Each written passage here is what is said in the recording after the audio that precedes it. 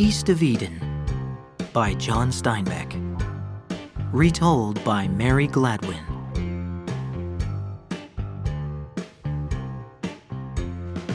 Chapter 1. The New Americans. The Salinas Valley is long and narrow, and it lies between two mountain ranges in Northern California. The Salinas River twists and turns through the center until it falls at last into Monterey Bay. I remember the Gabilan Mountains to the east of the valley. They were light and sunny and lovely, and they invited you to climb into their warm foothills. The Santa Lucias stood up darkly against the sky to the west, and they were unfriendly and dangerous.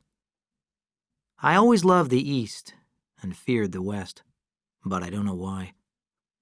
Maybe it was because the morning came over the peaks of the Gabilans and the night approached from the Santa Lucias.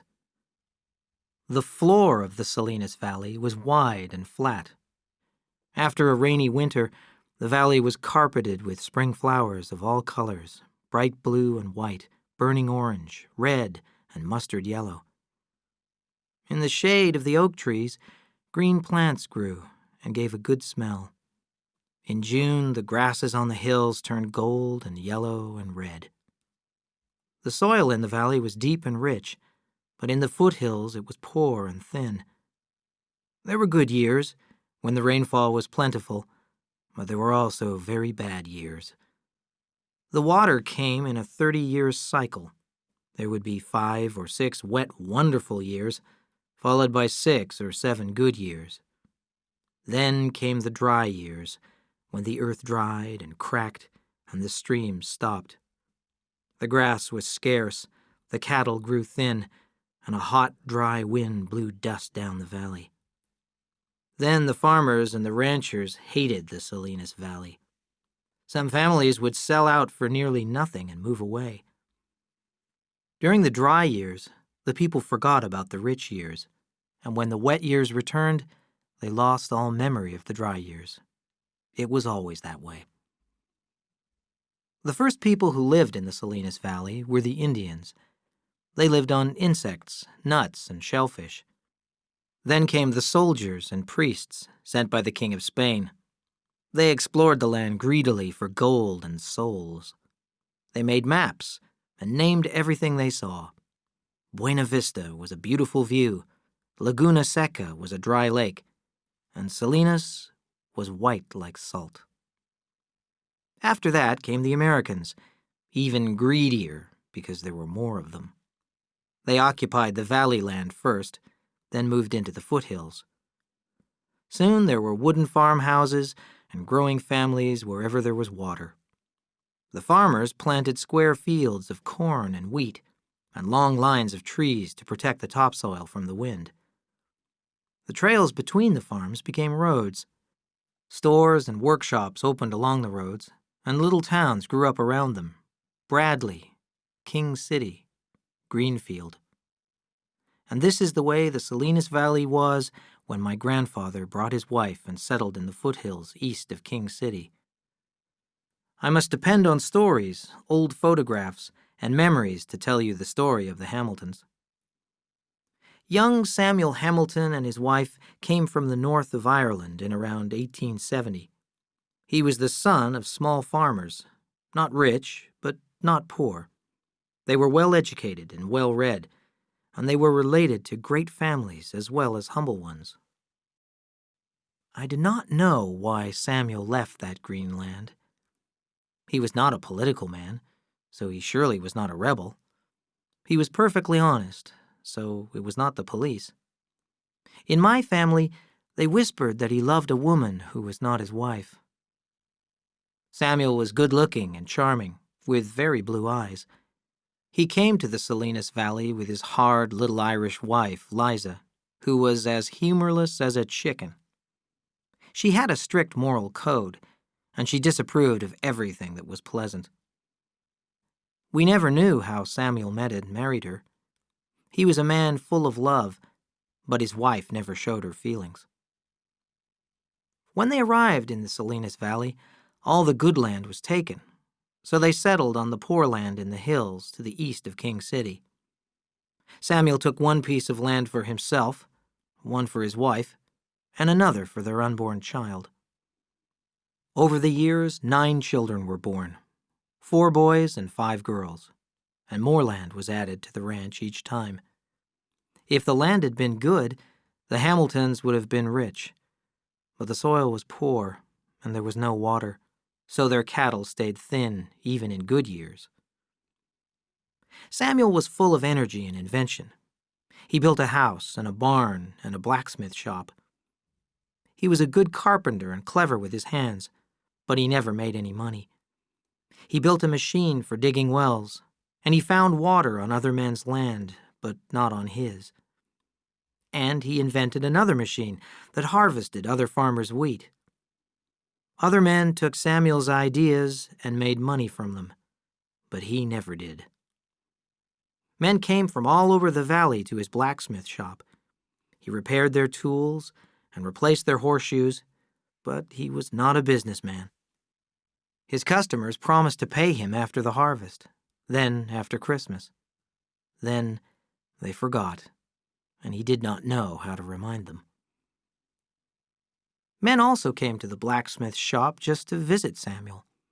They loved to listen to his rich, deep voice as he talked about the world outside the Salinas Valley. He had a gift for telling stories, and there were always 3 or 4 men standing around him as he hammered. They brought whiskey, too, and drank it away from Mrs. Hamilton's watchful eye. Samuel was a good listener, and people trusted him with their secrets. He had some knowledge of medicine as well, and a gentle touch. He delivered all of his own children, and neighbors often called him to help with a difficult birth. There were not many doctors at that time. Soon all the land was settled in the foothills around the Salinas Valley. It was given by the government to people who agreed to build on it. Many settlers took more land than they needed because in Europe land meant wealth. In California, though, some men owned large farms, but they were still poor. Although many people arrived penniless in the Salinas Valley, others arrived with money to start a new life. They bought the best land in the valley, built fine houses, and planted wheat. Adam Trask was one of these men.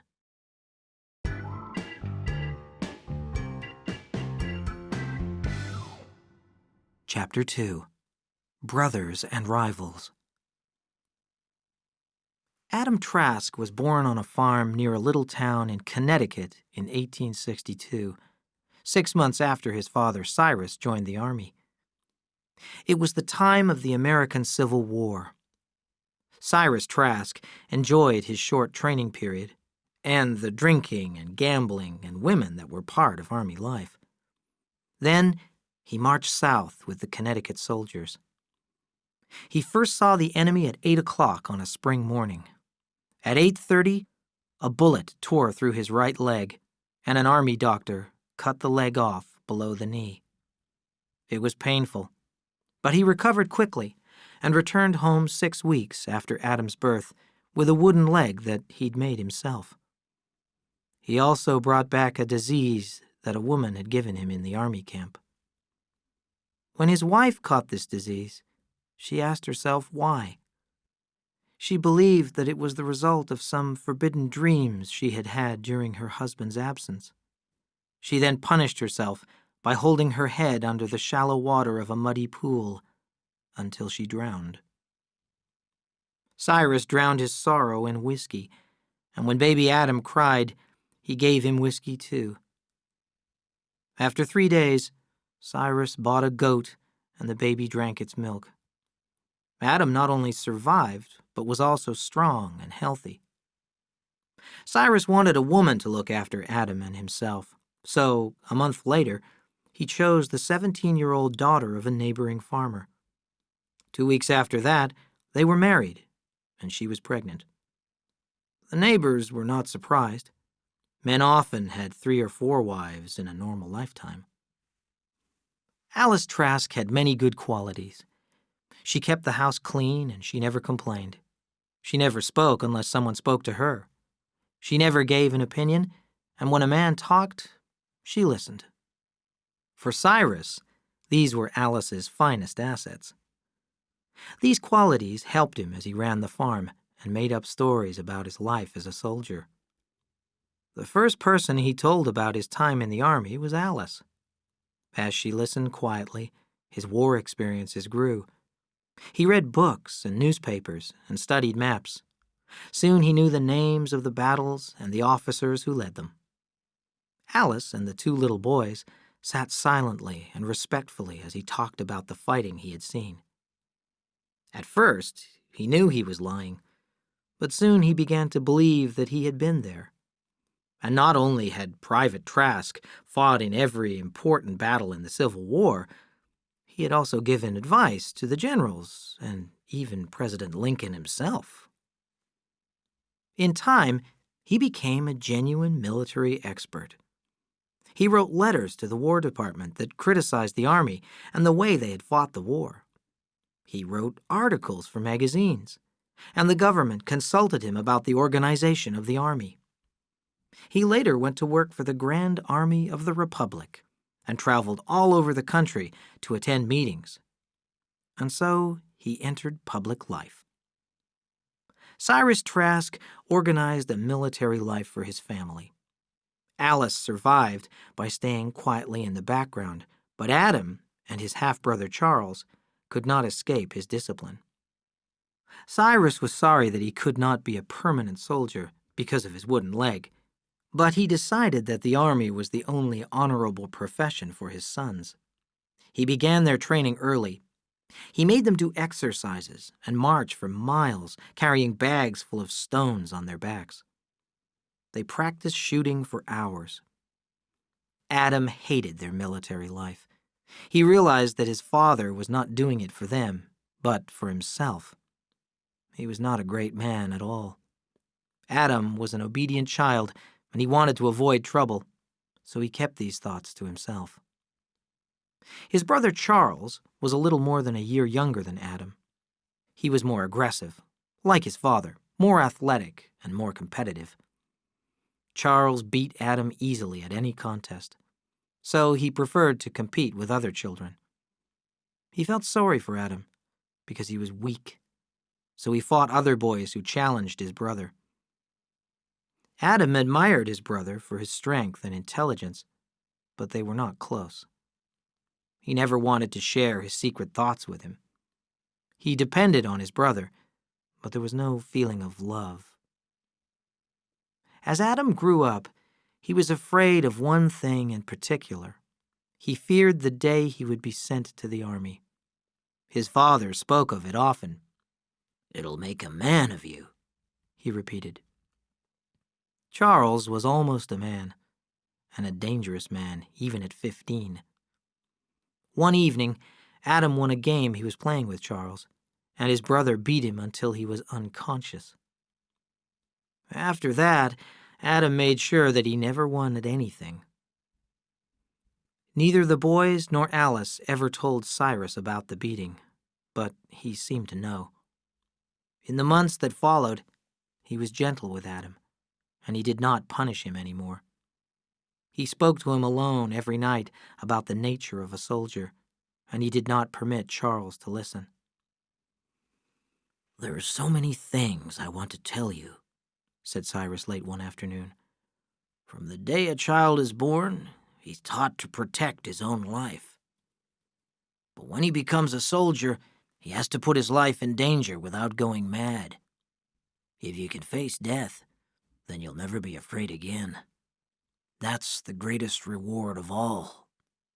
Think about that."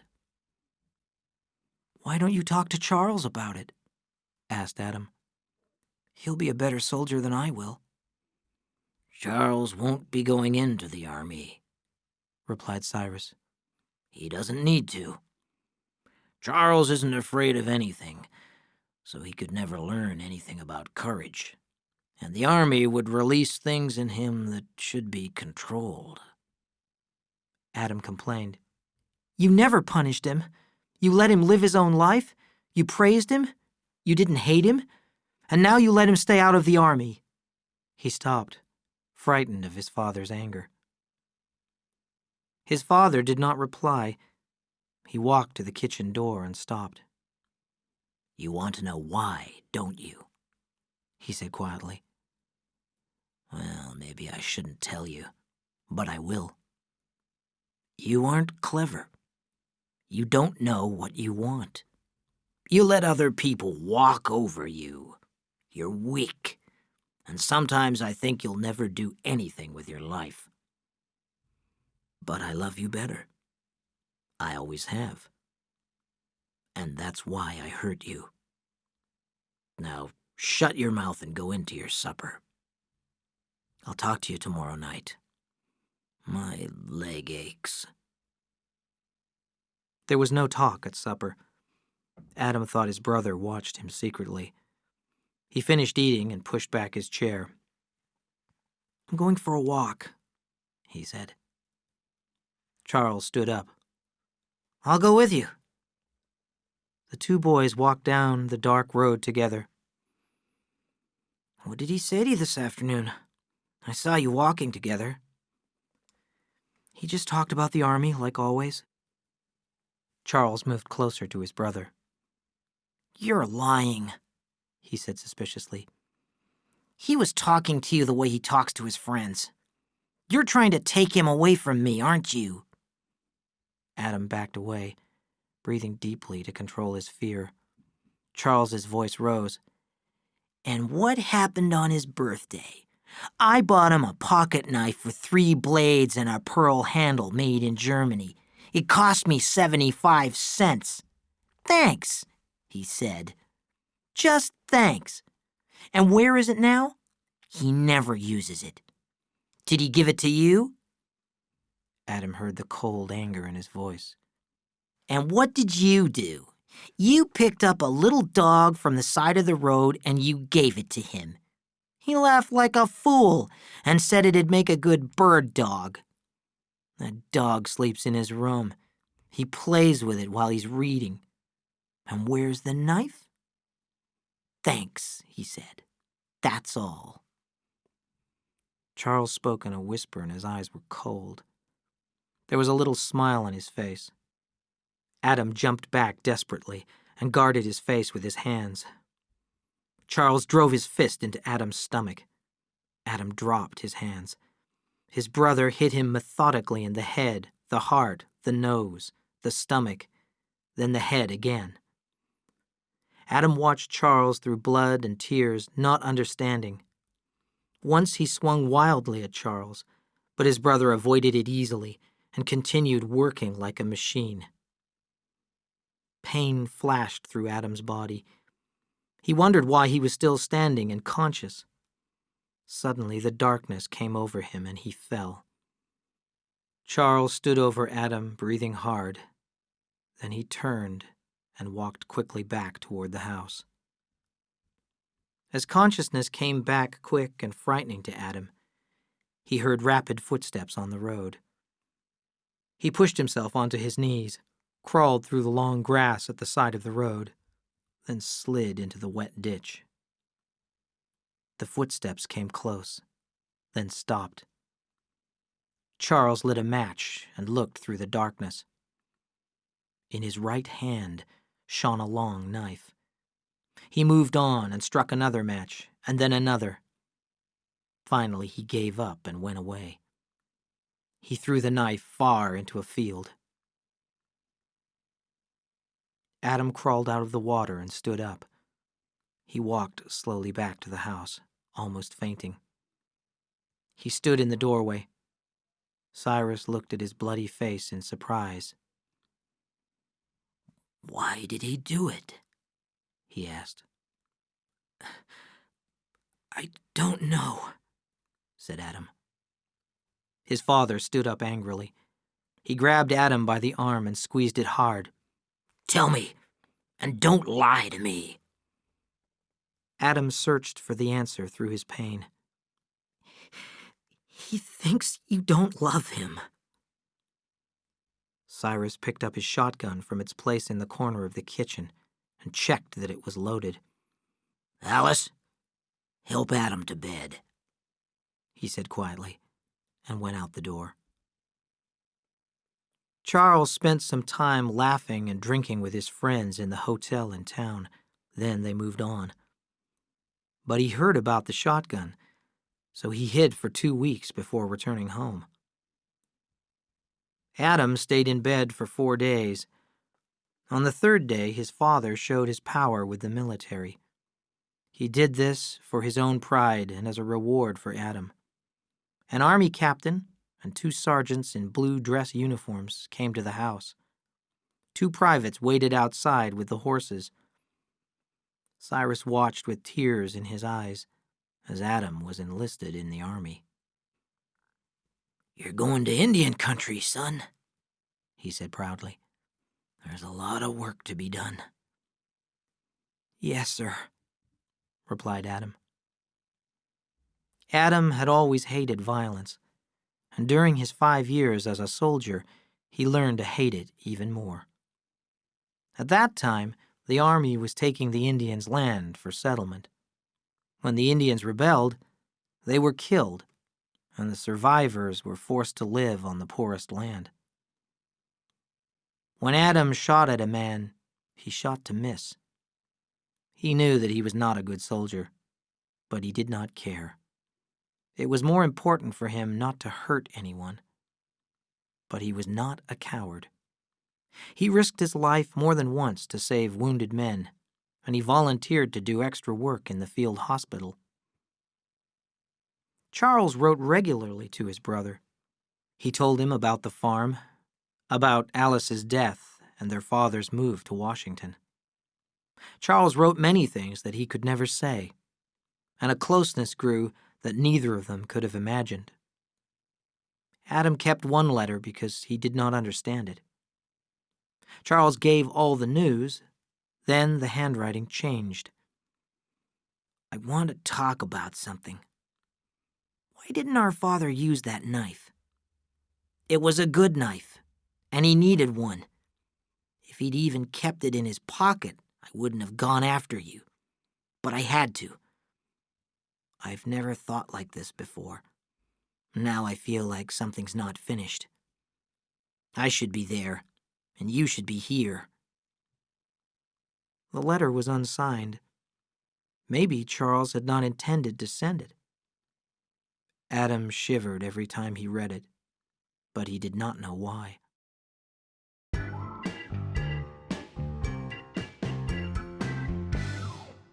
Chapter 3. Growing Up. On the ranch, the little Hamiltons began to grow up, and every year there was a new one. The first boy was George, a tall, handsome boy, gentle and polite, and the sinless boy grew to become a sinless man. After him was Will, short and heavy and full of energy. He was a hard worker, and he wanted to be like everyone else. He was suspicious of new ideas. Maybe that was because his father was different from other men, and Will was embarrassed. When he was growing up, the people of the Salinas Valley still did not trust Samuel.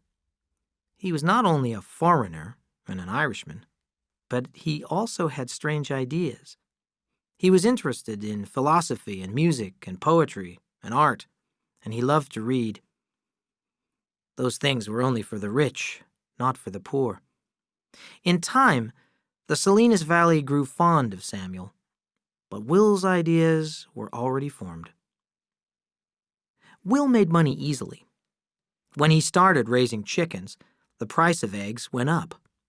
He bought a share of a little store, and soon he had stores in several different towns. He bought a bicycle shop, and before long, he started selling Ford cars. Tom, the third son, was full of energy and ideas. When he was happy, he was very happy. But when his dog died, the world ended. Joe was the last son. He was lazy, and he preferred daydreaming to working on the farm.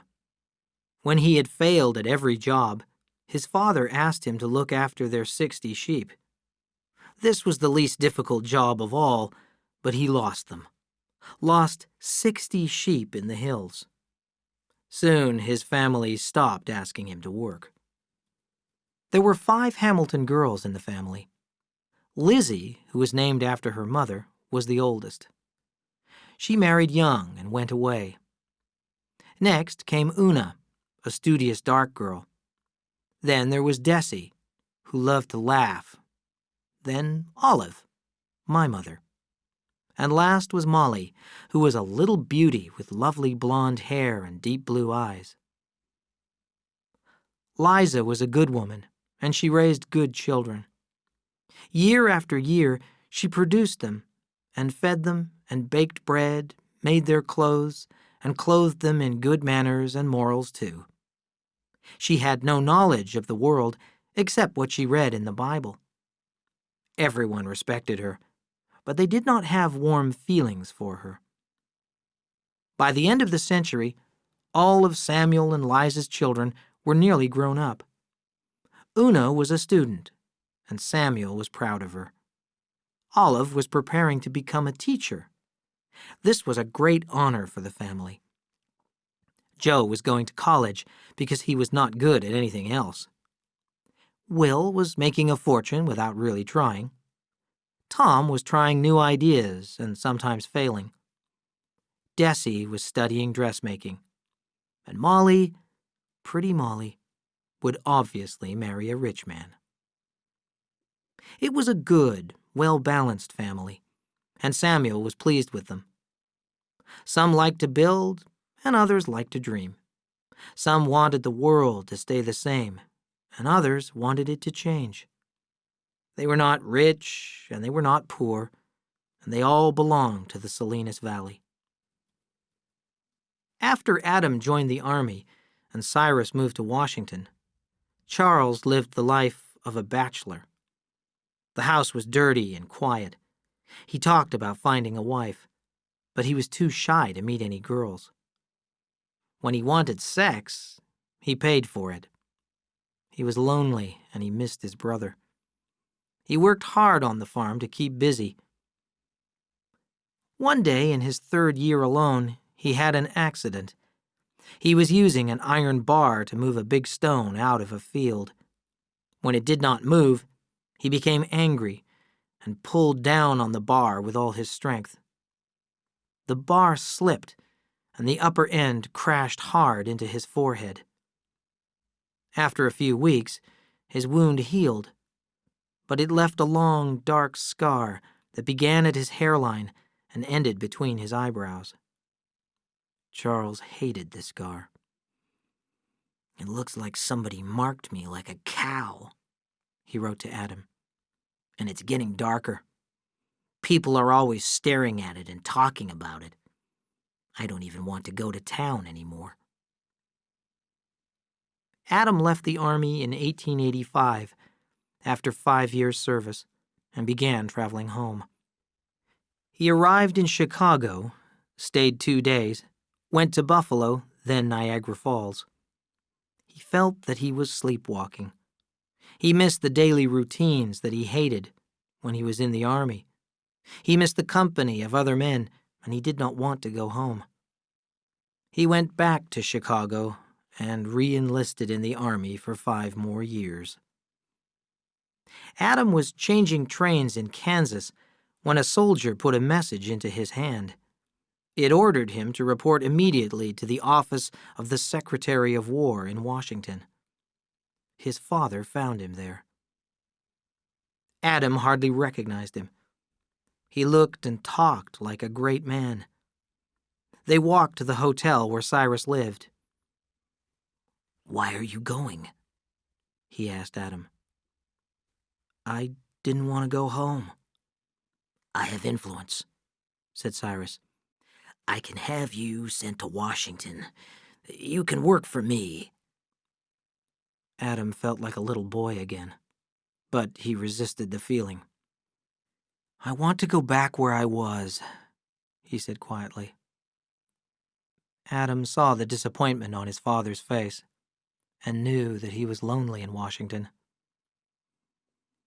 "Why don't you bring Charles here?" he suggested. "No, he's better where he is," replied Cyrus. Charles had looked forward to Adam's return. He had hired a woman from the town to clean the house from top to bottom. He waited and waited, but his brother did not come. Adam finally wrote a year later, but Charles did not reply right away. Time had done its work, and the brothers were strangers. Time passed quickly for Adam. He followed the familiar routines of the army without thinking, and he became a sergeant. Just before leaving the army in 1890, he wrote to Charles, "This time I'm coming home." Charles did not hear another word from him for 3 years. Adam wandered from one town to another, and by spring he had no money. He joined the army of restless men who were moving around the country in the 90s. Sometimes they worked, and sometimes they begged or stole. They followed the sun, moving north and east in spring, then south and west in fall. They walked or hid on the trains, and they camped outside the towns at night. Adam became an expert tramp. He worked when he could, or he knocked on doors and asked for food. Sometimes he stayed with a woman. He spoke like the people around him, so he did not attract attention. He learned how to avoid the police, until one day when he was arrested for vagrancy. He was in Florida on his way home. The sheriff's men put him in jail, and the judge sentenced him to 6 months on a road gang. That is how the roads were built in those days. The prisoners were guarded by men with shotguns by day and chained together at night. The guards whipped a man if he resisted or rebelled. Adam knew that they were afraid of the men. He had learned from his days in the army that a frightened man is a dangerous man, so he stayed calm at all times. But as soon as they released him, he was arrested again. They gave him 6 more months. During his second 6 months, he completely hid his personality. The guards were not afraid of him, so they trusted him. They put him to work cleaning the camp and filling the water buckets. Then, 3 days before the end of his sentence, he escaped by swimming down the river. He broke into a store 5 days later and stole some clothes. He traveled by night and ate vegetables and fruit from farms. Charles received very few letters, so when a thick letter arrived from a firm of attorneys in Washington, he sat down at the kitchen table and read it carefully. His father was dead. The attorneys were sorry about his father's death, but they were excited too. There was more than $100,000 in Cyrus Trask's bank account. In his will, he had left half to Adam and half to Charles. Charles was puzzled. He did not want to think about it. He wanted Adam to come home. He put the letter into a drawer in the kitchen table, but he kept asking himself the same question. Where had his father got it? A few weeks later, a boy brought him a telegram from the train station. Urgent. Send $100. Coming home, Adam. When Adam came walking out from the village, Charles hurried up to him and shook hands. "Father's dead," said Charles. "I know," replied Adam. "They told me at the station." "It was a big funeral," said Charles. "The vice president was there, and the president sent flowers." He went on talking, but Adam was not listening. He looked at his brother, suddenly amazed. "I'm not afraid of him anymore," he thought. Why not? Was it the army? Or the chain gang? Or father's death? He smiled happily as he spoke. "Charles, I know you want to tell me something, so hurry up and say it." Charles raised his head. "I can't beat him anymore," he thought miserably. "I want to ask you one question first," he said. Did you love our father?" Adam was surprised, but he decided to answer. "No, I didn't. Sometimes he scared me. Sometimes I respected him. But most of the time, I hated him. Now, tell me why you want to know." Charles shook his head. "I don't understand it.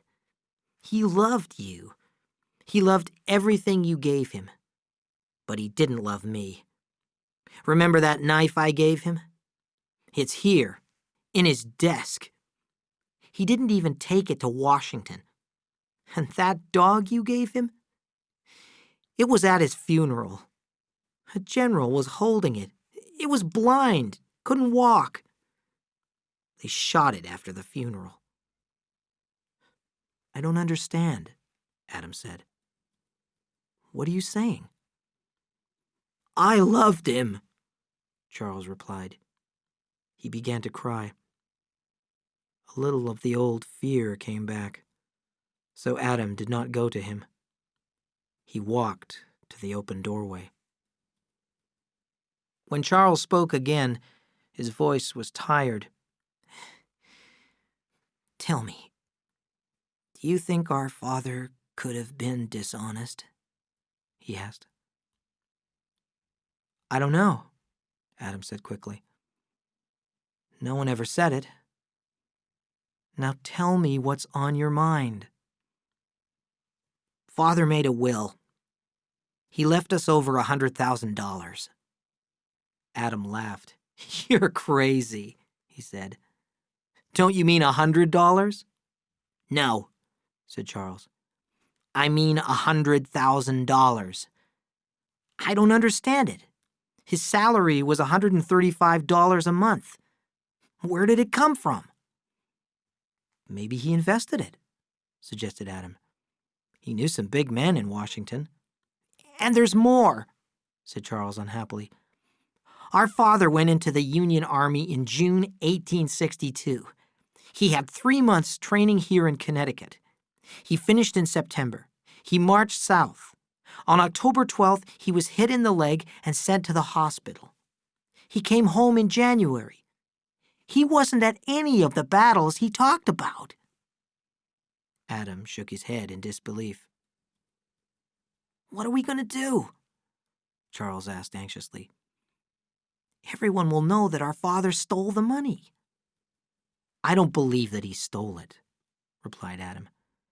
"And I believe that he fought in the war." He thought for a minute. "Anyway, it doesn't matter. We'll use the money well. Maybe we'll stay here and maybe we'll go to California." "I could never leave here," said Charles. "We'll see," said his brother. "There's no hurry."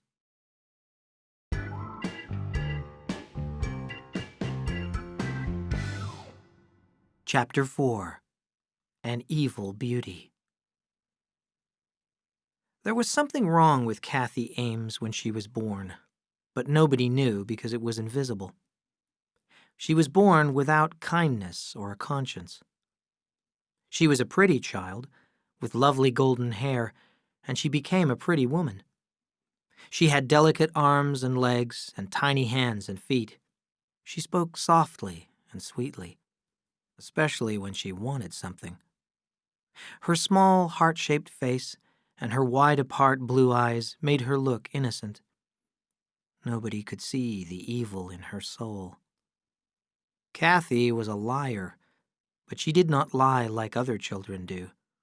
Her lies were not daydreams, when a child imagines that something is real. Those lies are harmless. She lied to escape punishment, or work, or responsibility. She was a good liar because she stayed close enough to the truth that one could never be sure. Everyone in the world has hidden desires and vices that they are ashamed of. Most people control these feelings or satisfy them secretly. Kathy knew how to recognize them in other people, and she used this information for her own gain. She was very young when she discovered that sex is the most disturbing urge that humans have, causing feelings of jealousy, pain, and helplessness. And in those days, the subject was unmentionable and unmentioned. Kathy could use her sexual power to control almost anyone. She never felt the blind helplessness of love herself, so she always kept her advantage. She coldly experimented on other people and so developed her power.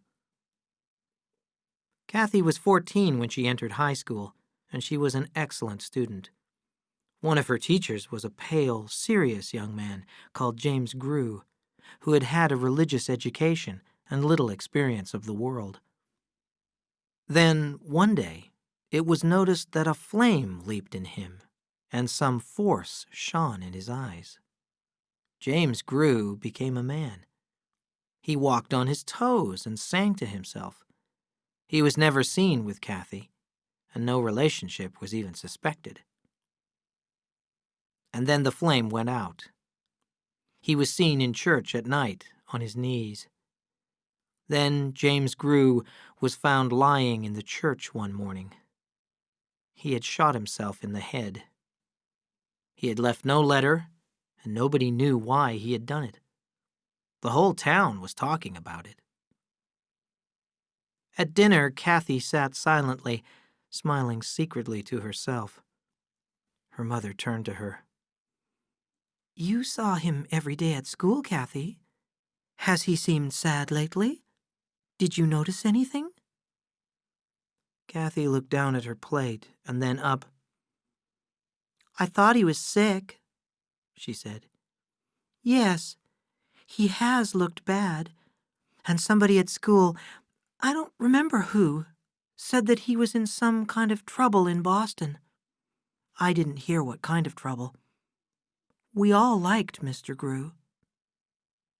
That was Kathy's method. Soon everyone knew that James Grew had been in trouble in Boston, and nobody could imagine that Kathy had started the rumor. Even Mrs. Ames had forgotten where she heard it. Soon after her 16th birthday, a change came over Kathy. One morning she did not get up for school. Her mother went into her room and found her in bed, staring at the ceiling. "Hurry up," she said. "You'll be late." "I'm not going to school," Kathy said calmly. "I'm never going to school again." Her mother's mouth fell open. "What do you mean? What are you going to do?" "I don't know yet," said Kathy. "I think I'll go away." "You wait until your father comes home." Kathy turned her head very slowly and looked at her mother. Her eyes were expressionless and cold. And suddenly Mrs. Ames was afraid of her daughter.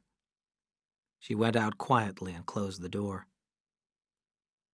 That evening, Mr. Ames, hating what he had to do, gave a lecture to his daughter. He spoke of her duty to her parents.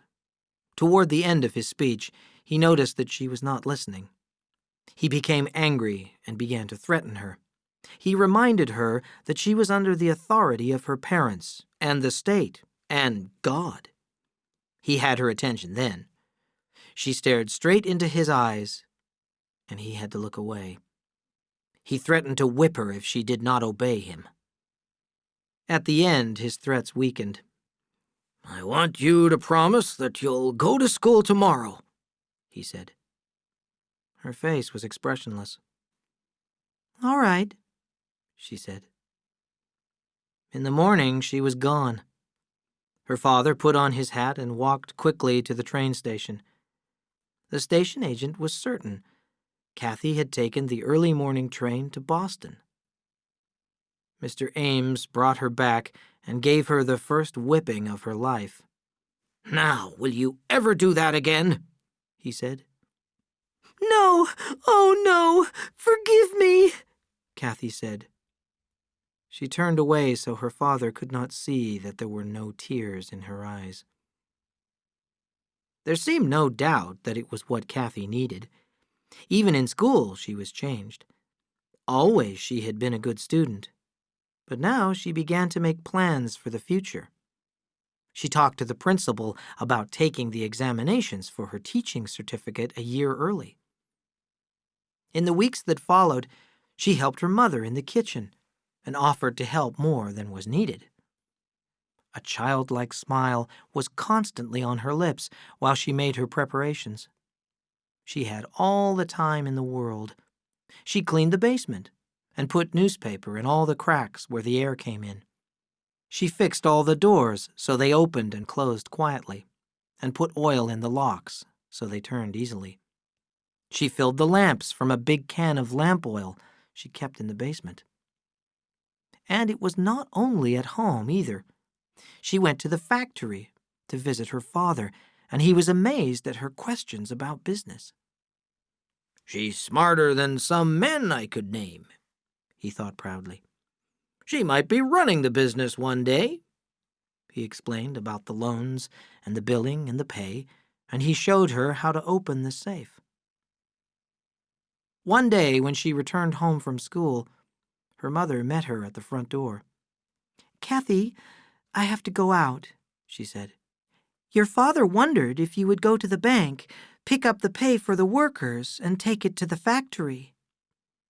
"I'd like to," said Kathy. The fire broke out at about 3 o'clock the next morning. The Ames house went up like a rocket. By the time it was noticed, there was nothing left. When the volunteer firemen dug through the coals, they found what remained of Mr. and Mrs. Ames. But there was neither tooth nor bone where Kathy's room had been. When the accountant went to the factory, he found the safe open and papers scattered all over the floor. A broken window showed how the thief had entered. He returned to the house with this news. "The fire wasn't an accident." Fear and anger spread through the crowd that had gathered. And where was Kathy? Had she been taken away? They searched the fields and lakes for her body, but they found nothing. They questioned the wandering men who were traveling by road and by rail, but soon they stopped looking. What could they do? They couldn't prove anything without a body. I don't know how Kathy Ames heard about Mr. Edwards, but it was not very difficult for a girl to find him. Mr. Edwards was a successful businessman. He lived in a big house in a good neighborhood of Boston with his wife and 2 children. He was a large, powerful man in his late 40s, getting a little fat, but then many successful men were. He spent as much time as he could with his family, although he had to travel a lot on business. Mr. Edwards' business was women. He supplied whores to small-town hotels all over New England, avoiding the cities because the police were greedier there. He preferred stupid girls because the smart ones did not stay long. They opened their own houses or married rich men. He did not want very pretty girls either. A local young man might fall in love with a pretty whore, and there would be trouble. He kept the girls in one place for 2 weeks, then moved them on to the next town. Mr. Edwards was not feeling well when the girl who called herself Catherine Amesbury came to see him. If he had not been weak, he would have sent her away immediately. She was much too pretty for his business. Her voice was low. She was small, almost delicate, and her skin was lovely. She was not Mr. Edwards' kind of girl at all. He knew this in his mind, but his body told him to let her stay. He looked at her, puzzled, as she gave him a cat-like smile. He never mixed business and pleasure, but he wanted this one for himself. He fell into the trap. "Never, never believe anything a whore tells you." That was his rule, but he believed every word she said. "I can't understand why a girl like you," he began. Catherine lowered her eyes. "My father's dead. He borrowed a lot of money from the bank. My mother can't pay it back, so they're going to take away the farm. I just want to help her." Mr. Edwards heard himself saying, "Well now, my dear, maybe we can find some way for you to get the money." Mr. Edwards, as cold-blooded as any whore-master that ever lived, fell hopelessly, miserably in love with Catherine Amesbury. He rented a sweet little brick house for her and then gave it to her. He had never been so unhappy. He wanted to trust her because he loved her, but he knew from experience that he could not. He tried to buy her love with presents and with money. When he was away from her, he was sick with jealousy. Was she seeing other men? His business suffered. Catherine knew how to make him jealous. When she knew he was coming to visit, she was never there. When she would return in the late afternoon and find him waiting for her, she would explain, "I was shopping. I have to go shopping, you know." She made it sound like a lie. She let him know that she was not quite satisfied with their sexual relations. He became nervous and unhappy. She needed money, so she stole it from him. She sold the jewelry he had bought her, then said she had lost it. She could not sell the house, so she mortgaged it. Mr. Edwards knew, but said nothing. He was too afraid of losing her. One evening, his key did not fit the lock. She said she would give him the key, but she never did. When he went to see her, he never knew if she was home or not. Catherine was clever, but she made one serious mistake. One night, Mr. Edwards offered her a glass of champagne. "No, thank you," she said. "I can't drink it. It makes me sick." Mr. Edwards started thinking, "Why doesn't she ever drink with me? I don't know anything about her. Maybe if she has a drink, she'll tell me about herself." "Huh, that's not very friendly," he said. "Just have one glass." "I can't," she repeated. His voice hardened. "Drink it." She took the glass and poured it down and stood still. She poured another glass for herself and another. Her eyes became hard and cold, and Mr. Edwards felt afraid. "I didn't want to do it. Remember that," she said softly. "You fat worm. What do you know about me? Do you think I can't read every rotten thought you've ever had? Want me to tell you? You wonder where a nice girl like me learned tricks. You wanted me to talk, and I'm talking. I'll tell you. I worked in whorehouses all over the country for 4 years. "Catherine," he protested, "You don't know what you're saying." He watched her, unable to move. She walked slowly toward him, drank the last of the champagne, delicately broke the glass on the table, and pushed it hard into his cheek. As he finally ran away from the house, he could hear her laughing. Mr. Edwards wanted to believe in Catherine's goodness, but he could not. He had to find out the truth. He had her followed. He hired detectives, and soon he knew where she hid her money. One day he packed his suitcase as usual and rang Catherine's doorbell. She answered it immediately. "I'm going out," she told him. "No, you're not," he said, pushing past her into the house. He went down to the basement and returned carrying a small wooden box. He put it into his suitcase. "That's my money," she cried. "What are you doing?" "You're coming with me on a trip," he answered coldly. "We're going to a little town in Connecticut. You told me once you wanted to work. You're going to work." "I don't want to," she cried. "You can't make me. I'll call the police." He smiled terribly. Maybe you'd rather go back to your hometown. They had a big fire there several years ago. Do you remember that fire? She could think of only one plan. She must go along with him and wait for a chance. She thought about the knife in her purse. In the small town, they got off the train at dusk, then walked down a dark street and into the country. Mr. Edwards thought he knew what he intended to do. He meant to whip her and put her in one of the rooms at the hotel, whip her and move her to another town until she was of no use anymore. Then he would throw her out. He grabbed the purse out of her hand and threw it over a wall. He knew about the knife. He was in love with Kathy, but he was also afraid of her. Love and fear made him cruel.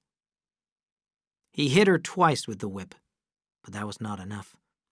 He used his fists again and again as she lay on the ground, but soon they too were not enough.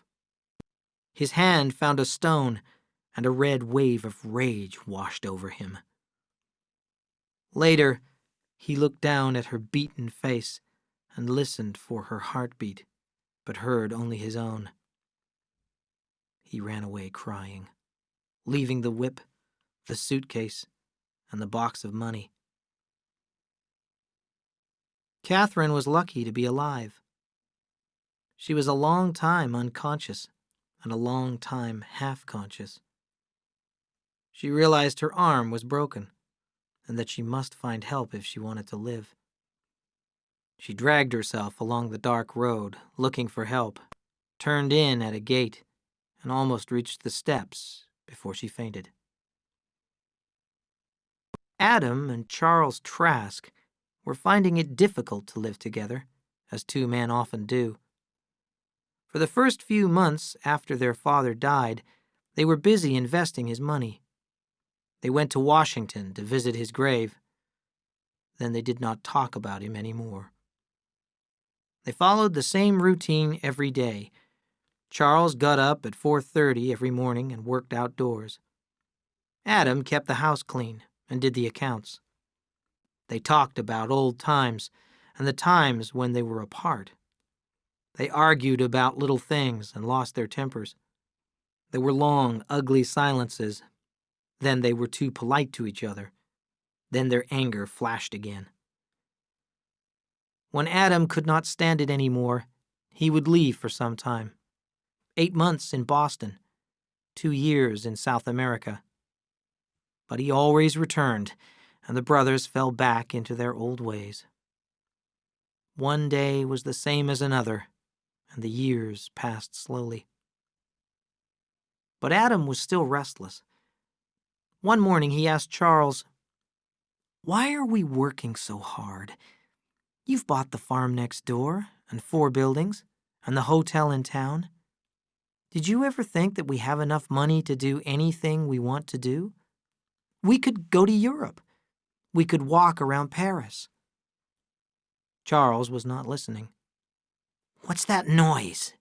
he said. He opened the kitchen door. A dirty bundle of rags and mud was slowly trying to crawl up the steps.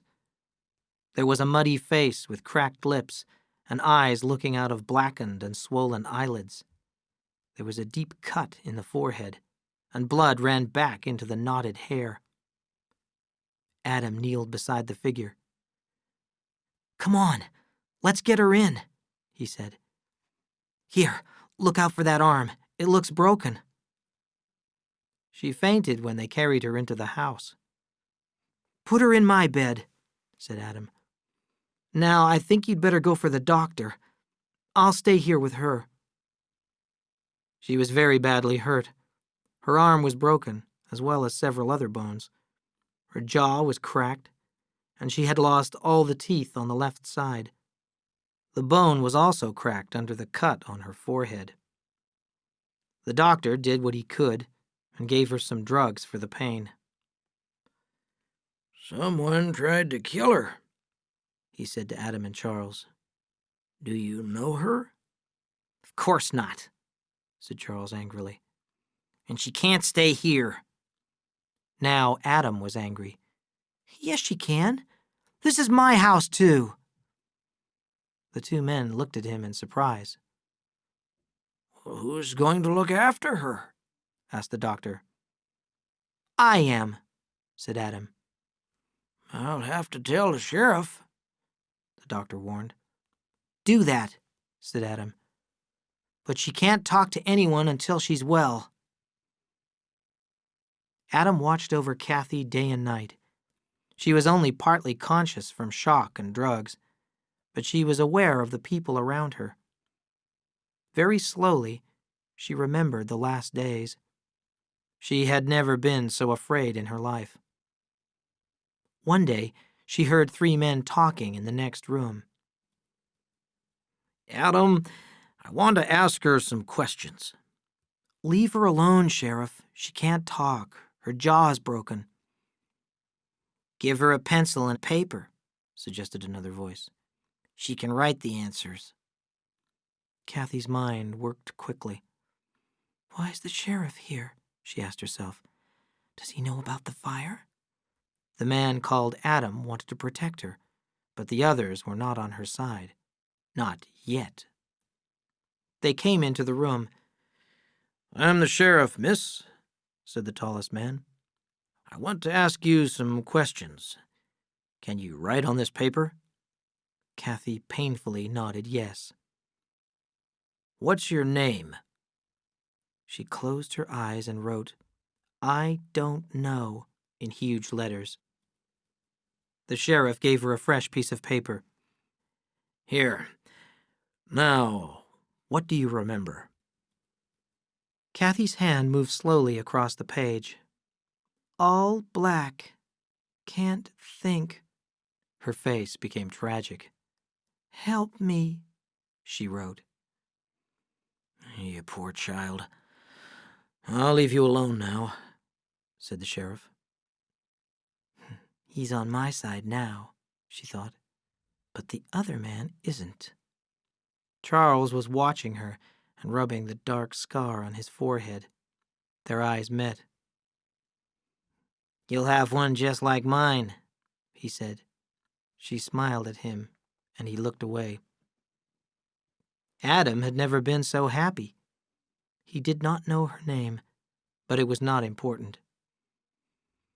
Call me Kathy, she had said. He cooked for her, and soon she was recovering well. One day, she and Charles were alone in the house. Why don't you like me? She asked him. Because I don't trust you, Charles replied. I don't believe you lost your memory. I think you're a devil, and I don't want you in the house anymore. What are you going to do? She asked. If you don't leave, I'll talk to the sheriff, he replied. I heard you talking in your sleep when you took all those drugs. I know a lot about you. Now Kathy was frightened. What could she do? She had to find a plan. Adam, I'm alone and afraid, she cried when he returned. And your brother wants me to leave. She smiled weakly. She's so helpless, Adam thought. He felt a rush of love. He took her hand. Will you marry me? She held his hand tightly. Please, let me think about it, she whispered. And please don't tell your brother. Kathy had already thought about marrying Adam. He's rich, and he'll protect me, she thought. And I can control him. But I must never lose control of myself. She shivered as she thought of Mr. Edwards. I'll never do that again. 5 days later, Adam and Kathy went into town and were married by a judge. I thought she was gone, said Charles when they returned. We got married, said Adam. What? Shouted Charles. Kathy went into the bedroom. You're crazy. She's no good. She's a whore. Charles, Adam said angrily, don't talk about my wife like that. Wife? Said Charles. That's not a wife. That's an alley cat. I won't live under the same roof as her. You won't have to, replied Adam. You can buy my half of the farm. We're leaving. Charles went out and banged the door behind him. Kathy made 2 cups of tea and took them into the bedroom. Don't worry, said Adam. We're going to California.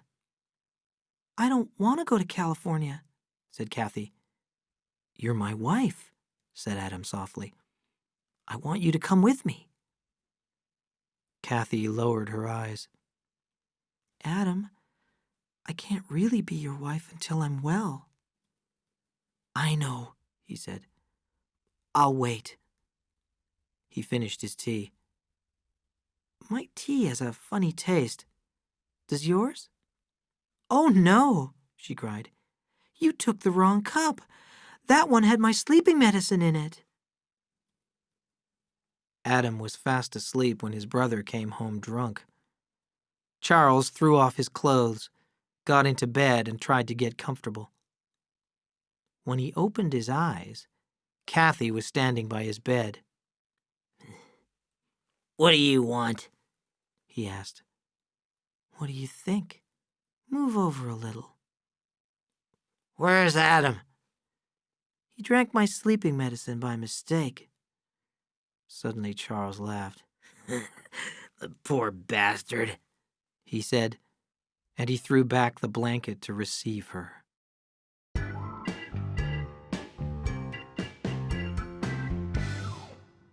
Chapter 5. New Lives. In 1900, the year of a fresh new century, Adam Trask was a new man. All his life had been dull and gray, full of disappointment and regret. Then a kind of glory lit up his mind. His spirit rose flying and released him from fear and bitter memories. All the nerves in his body came alive. Colors were brighter, and every breath was sweet. And this glory came to Adam through Kathy. I have said that Kathy was evil, but that does not matter because we all have evil hidden away inside us. But when Adam saw Kathy, he saw an image of beauty and tenderness, a sweet and holy girl, and a clean and loving wife. Nothing she said or did could change his mind. He could not see the anger in his brother's eyes or the way he looked at Kathy. He sold his share of the farm to Charles, took half his father's money, and left for California with Kathy. He had read the railroad company's advertisements for the beauty and richness of the West, so they took the train across the continent to the Salinas Valley. Adam wanted to put down roots and start a family, so he took his time. He bought a horse and carriage and drove happily from farm to farm, talking to the earlier settlers about soil and water, climate and crops, prices and equipment. The people of the valley listened to his plans and dreams, and they were pleased that he had come to live there. He had only one worry, and that was for Kathy. She was not well. One morning she stayed at the hotel while Adam went out.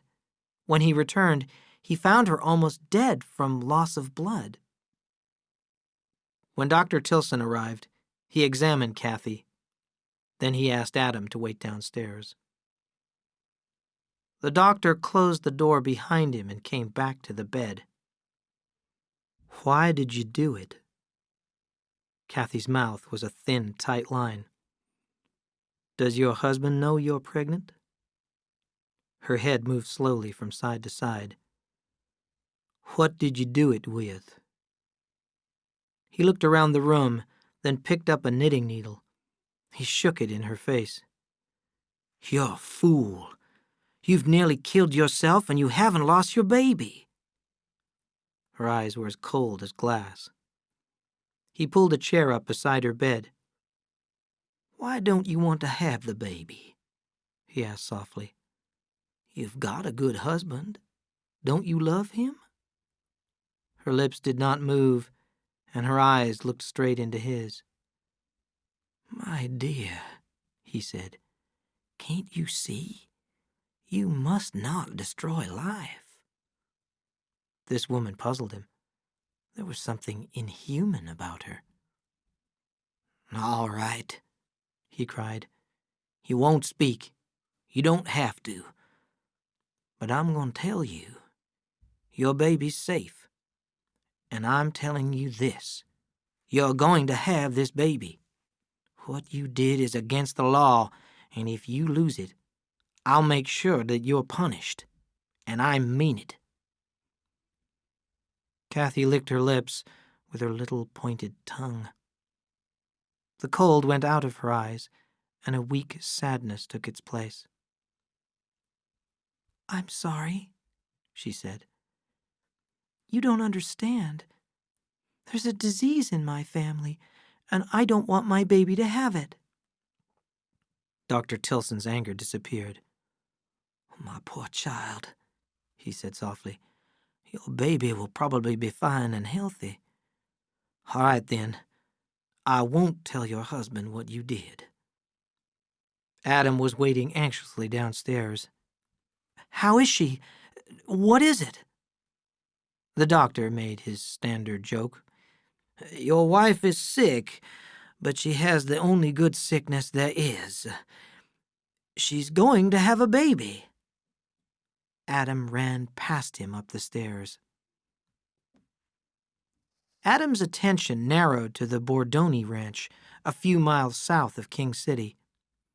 Rich green fields lay on both sides of the river and reached into the foothills. There was an old mud brick house that stood in a narrow opening in the foothills. A tiny valley fed by a precious spring of sweet water. Huge oaks shaded the valley, and the earth had a richness and a greenness foreign to this part of the country. The old house seemed to have grown out of the earth, and it was lovely. Bordoni used it for a cow barn. He was a Swiss, and he built a clean new wooden house some distance away. Adam Trask refused to buy in a hurry, and Bordoni was asking a high price, pretending not to care whether he sold or not. Bordoni knew Adam was going to buy his land long before Adam knew it. Where Adam settled, he intended to stay and to have his unborn children stay. He drove and rode and walked over every foot of the land and picked up the soil in his hand. He inquired about the small wild plants of field and riverside and hill. In damp places, he knelt down and examined the animal tracks in the mud.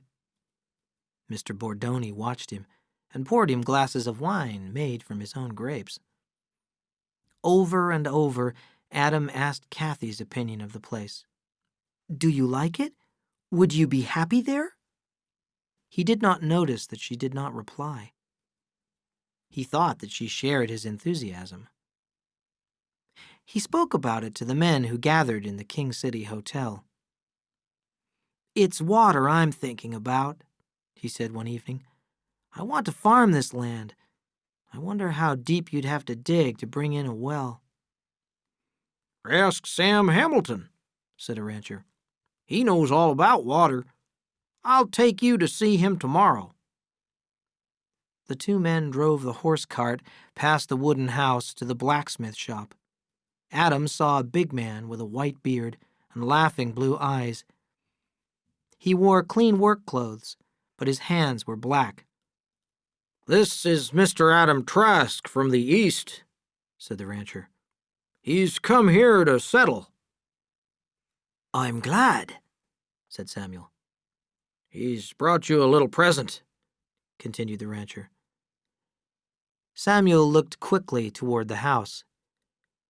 You can bring it into the shop, but don't let the sun shine on it, he said. The three men sat down and passed around the bottle. I want to ask you about water, said Adam. I can find water nearly everywhere except on my own land, replied Samuel. I'll come and look at it. The next day, Adam drove out and shook hands with Bordoni, and the ranch was his. Adam sat like a contented cat on his land. He looked at the green line of trees along the river, then over the golden fields on the other side to the rounded foothills. The gardener planted vegetables and channeled the spring to water it. The workers were building a new barn for the animals he wanted to keep. He had come to start a family and to stay, and he wanted the best of everything. In the corner of his room, there was a pile of advertisements for farm machinery, seeds, and fruit trees. He was glad now that his father had left him a rich man. When he remembered his father's house, the farm, the town, and his brother's face, everything was black. He shook off the memories and planned for the future. He was also happy in the present. When he saw Kathy sitting in the sun, her baby growing inside her, he was filled with joy. If Adam was like a contented cat, Kathy was cat-like too. She knew how to wait. She did not want to be married. She did not want to be in California, and her pregnancy was an accident. She spoke when Adam spoke to her, but she was not interested in his plans. She did not intend to stay. The Chinese cook, Lee, came near her chair under a tall oak tree.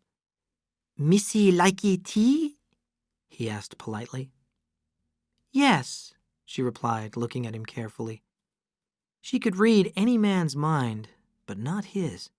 His face was lean and pleasant, and he had a broad, intelligent forehead. His long black hair was tied back with a piece of black silk. He wore narrow cotton pants, flat black shoes, and a blue Chinese jacket. Kathy looked suspiciously at Lee as he left. She was not afraid of him, but he made her uncomfortable. Later that summer, Adam sent Lee to the Hamilton place with a note for Samuel. Adam asked him to come and talk about digging a well for him. Samuel sat in the carriage with Lee, and his old horse followed behind them. "What's your name?" Samuel asked. "Lee. Got more name. Lee father's family name.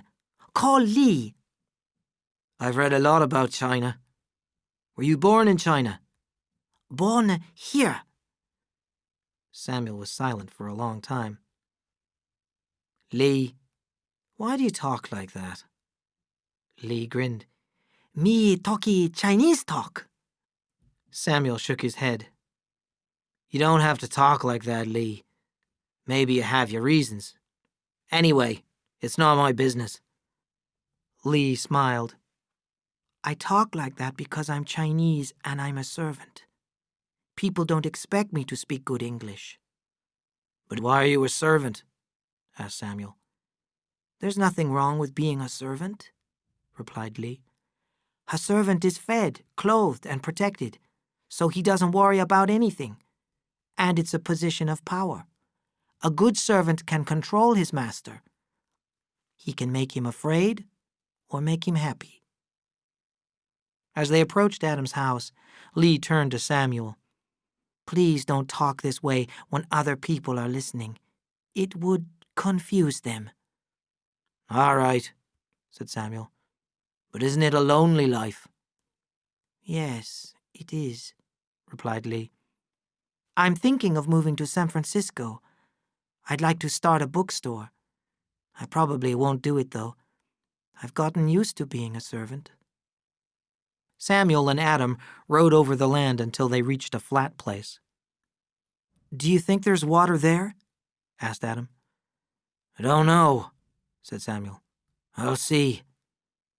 He held a long, thin, Y-shaped stick in his hand and walked forward with his arms straight in front of him. Adam watched the end of the stick. First it moved up and down just a little. Samuel walked forward, then back, then turned. Then the stick seemed to be pulled down toward the ground. "I can get water here," Samuel said, "and it isn't very deep." "Good," said Adam. "I want you to dig wells for me and pump the water. I want to make a garden here. Remember, my name is Adam, and I've never had an Eden." "That's a good reason," said Samuel. "What does Eve think?"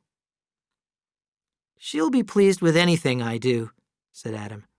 "Her name is Kathy. I want the water so I can make a beautiful garden for her. I want to repay her for making me so happy." When they returned to the house, Lee had prepared a cold supper. They waited at a table outside under an oak tree until Kathy came out. She looked at Samuel and Adam without speaking. "You haven't met Mr. Hamilton, dear," said Adam. "How do you do?" said Kathy, and shook his hand. "I'm glad to meet you," replied Samuel. Samuel looked into her eyes, but they communicated nothing. There was a heavy silence at the table as they ate.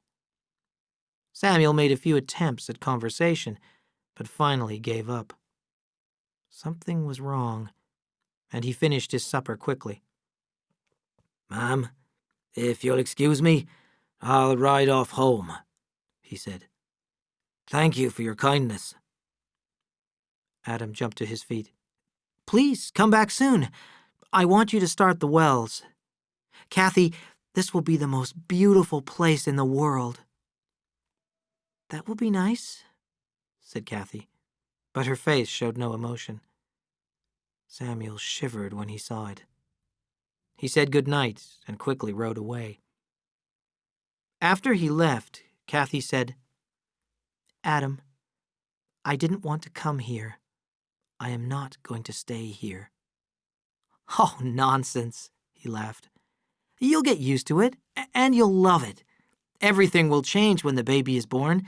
You'll see." Samuel Hamilton rode back home in the moonlight. There were shadows and the sounds of night creatures all around him, and he felt a strange sadness.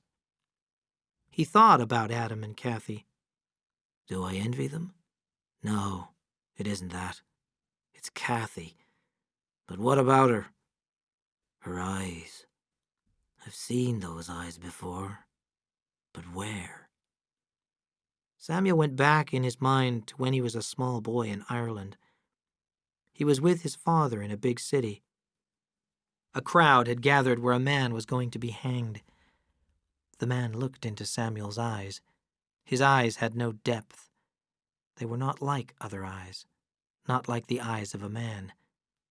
They were like a goat's eyes. Now Samuel knew.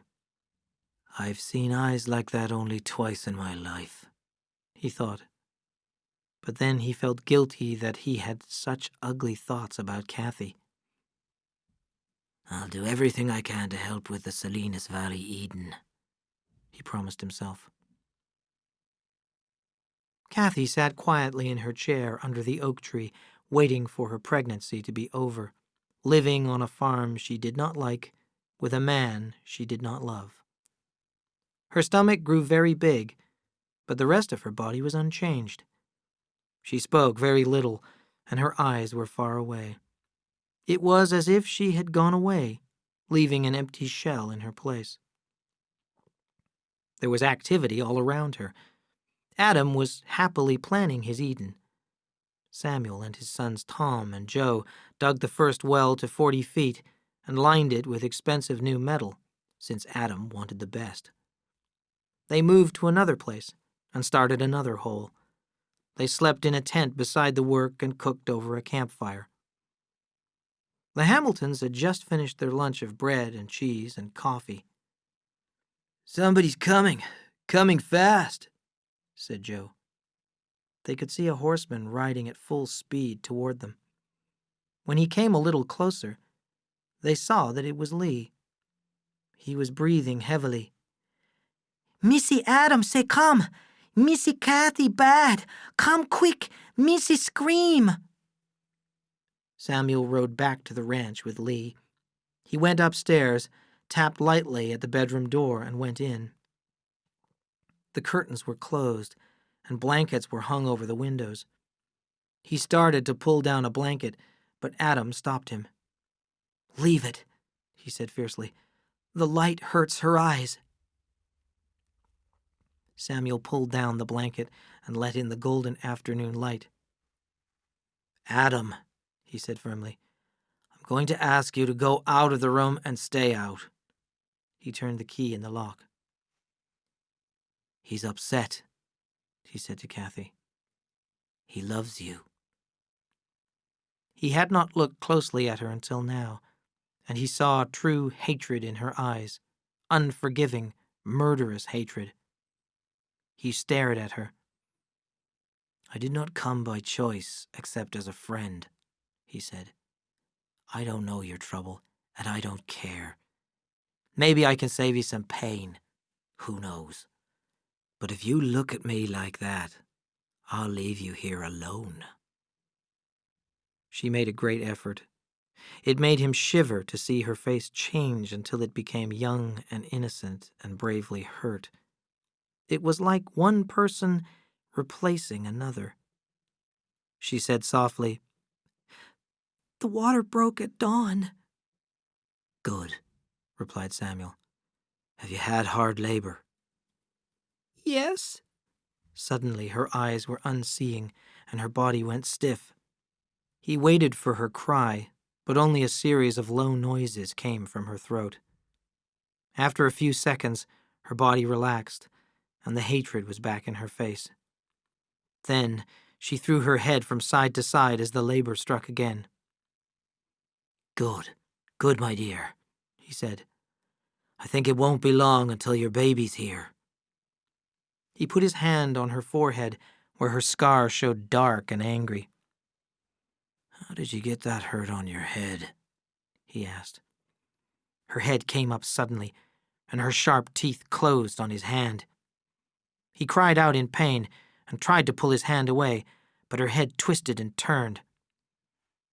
He hit her across the cheek, but it had no effect. Automatically, he did what he would have done to stop a dogfight. His left hand went to her throat, and he cut off her breath. She struggled and tore at his hand before her jaws relaxed, and he pulled his hand free. The flesh was torn and bleeding.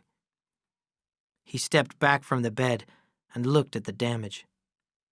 He looked at her with fear, and when he looked, her face was calm again and young and innocent. "I'm sorry," she said quickly. "It was the pain." Samuel laughed shortly. "Huh, I had a dog that did that once," he said. The hatred came briefly back into her eyes. "I'd better put something on it. Humans are more poisonous than snakes. Have you got any whiskey?" "In the second drawer." He splashed whiskey on his bleeding hand and rubbed it in. He was shaking, and he felt sick, and he was afraid to look back at the bed. He took a swallow of whiskey to steady himself. Samuel told Adam afterwards, "The birth happened before I was ready. Popped out like a seed. I didn't have the water ready to wash him." He pulled the door open, called Lee, and demanded warm water. When he returned, he pointed to a bundle in a laundry basket. "Wash him, Lee," he said, "and don't let him get cold." Samuel turned back to the bed. "Now, dearie, I'll get you cleaned up." He saw something, stared, and went quickly to work. My God, it's another one. Like the first birth, the second was very quick. Lee took the second baby, washed it, wrapped it, and put it in the basket. "You have 2 sons," Samuel said. "2 fine sons. They aren't alike. Each one was born separately. I'll show them to you." "No," Kathy said coldly. "I don't want them. Take them out of the room and send Adam in." In a moment came the sound of tapping from the bedroom. Adam was nailing the blankets over the windows again. For a week, Kathy rested and gathered her strength. On Saturday, she stayed in her bedroom all morning. Adam tried the door and found it locked. "I'm busy," she called, and he went away. In the late afternoon, she sent Lee to King City to buy a baby bottle. Then she went back to her room as evening fell. At 7:30, Adam knocked. "I've got you some supper, dear," he said. The door opened as if she had been standing waiting. She was dressed in her neat traveling dress, with a jacket and big black buttons. On her head was a wide black hat. Adam's mouth dropped open. She gave him no chance to speak. "I'm going away now." "Kathy, what do you mean?" "I told you before. I'm going." "The babies!" "Throw them in one of your wells." He cried in alarm. "Kathy, you're sick. You can't go. Not from me." "I can do anything to you.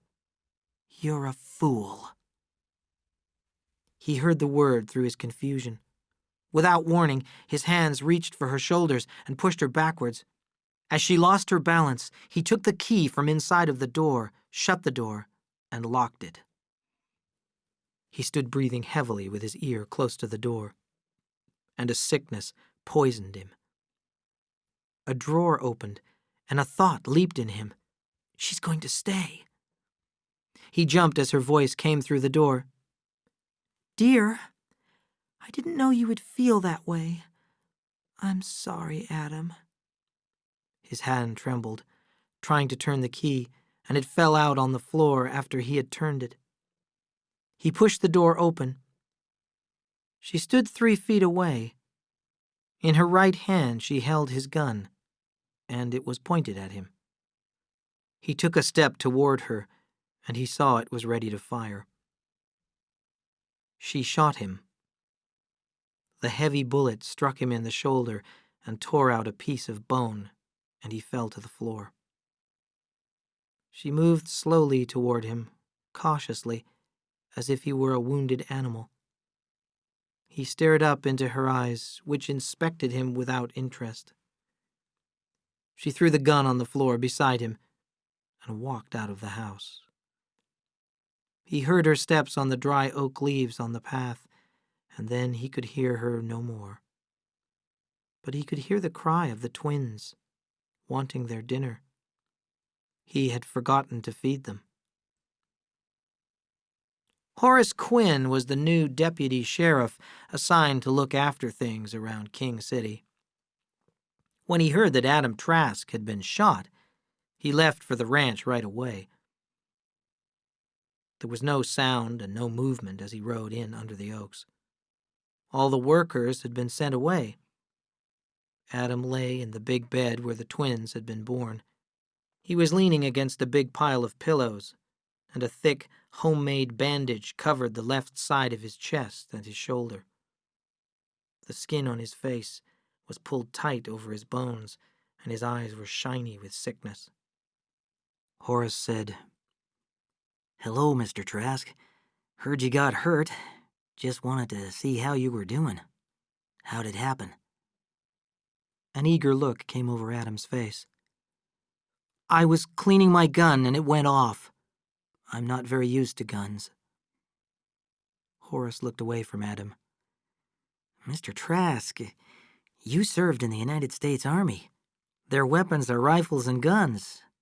What happened, Mr. Trask?" Adam's eyes seemed to grow larger, and they were red around the edges. "It was an accident," he whispered. "Anybody see it? Was your wife with you when it happened?"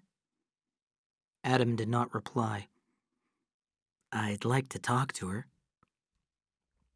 Adam closed his eyes. "My wife is away on a visit." "That's interesting," said Horace. "Your wife had a baby, 2 babies, 2 weeks ago, and now she's gone on a visit. And she didn't take the babies?" Horace leaned over the bed. "Trask," he said loudly, "this isn't just curiosity. This is the law. Now you open your eyes and tell me what happened, or I'll take you into the sheriff even if you are hurt." Adam opened his eyes, and they were blank like a sleepwalker's eyes. "My wife went away," he said. "Where did she go?" "I don't know." "We'll have to find her. How long have you been married?" "Nearly a year." "What was her name before you married her?" There was a long pause, and then Adam said softly, "I won't tell. I promised." "Where did she come from?" "I don't know." "Mr. Trask, you're talking yourself right into the county jail. Let's have a description. How tall was she?" Adam's eyes shone. "Not tall. Little and delicate."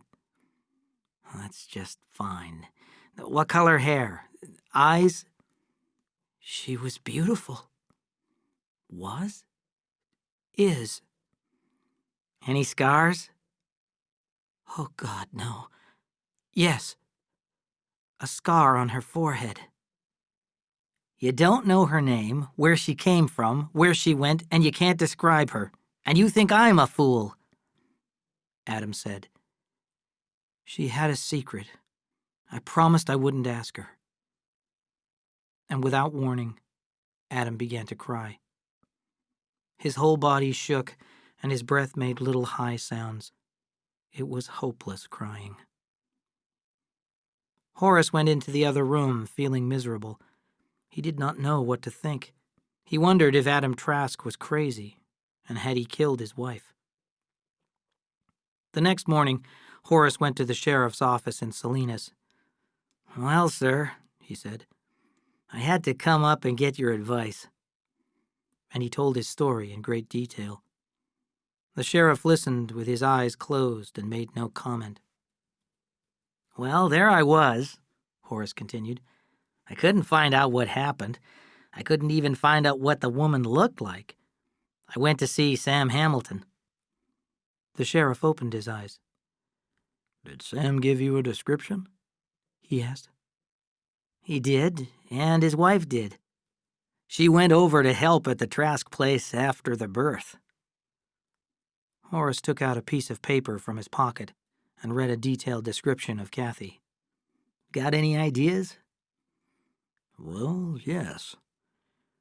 Over across the tracks down by Chinatown, there's a row of whorehouses." "I know." "There's a woman called Fay who opened a nice, quiet place about 3 months ago. She sent me a note Sunday night. She's got a new girl, and she doesn't know what to think of her. What puzzles Fay is that she looks like a runaway girl, except she knows all the answers and all the tricks. I went down there and looked her over, and I can't find a thing wrong with her. She's old enough, and nobody's made a complaint. So what do we do about it?" "You're pretty sure it's Mrs. Trask?" The sheriff said, "Wide apart blue eyes, yellow hair, and a scar on her forehead, and she came in Sunday afternoon." Adam's tearful face was in Horace's mind. "Sheriff, you have to get somebody else to tell him. I can't do it." The sheriff stared into space. "You say he didn't even know her name, where she came from. She really fooled him, didn't she?" "That poor bastard," Horace said. "He's in love with her." "You listen to me, Horace. There are only 3 people in the world that know, her and you and me. I'm going to warn her that if she ever tells, I'll run her out of the county. And Horace, before you tell anybody, even your wife, you think about those little boys finding out their mother is a whore." Adam sat in his chair under the big oak tree. His left arm was expertly bandaged so that he could not move his shoulder.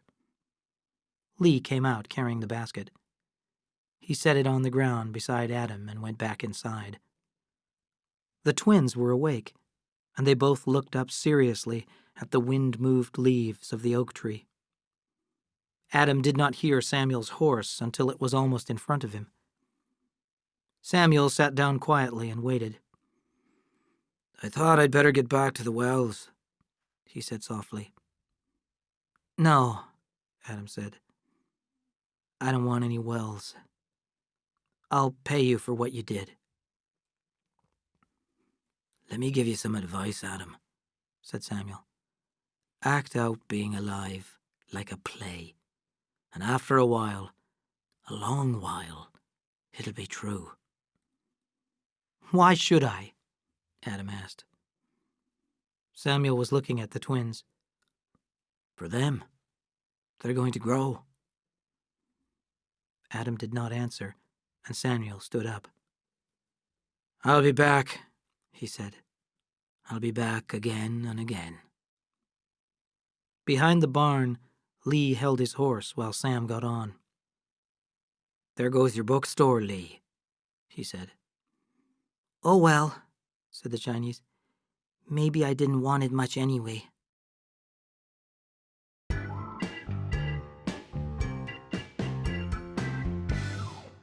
Chapter 6. Killing with Kindness. The girl, Kate, puzzled Faye. She was so young and pretty, so ladylike, so well-educated. "I hope you don't mind me asking, dear," Faye said, "but why did you come here? You could get a husband and a corner house in town, no trouble." Kate smiled shyly. "It's so hard to explain. I hope you won't insist on knowing. I'm sorry, I can't talk about it." Faye was a nice woman, not very bright, highly moral, and easily shocked. People trusted her, and she trusted everyone. She ran a fine house, as the sheriff knew. Faye soon became a solid and desirable citizen of the growing town of Salinas. Kate went to work right away, and she soon had her own group of regular customers.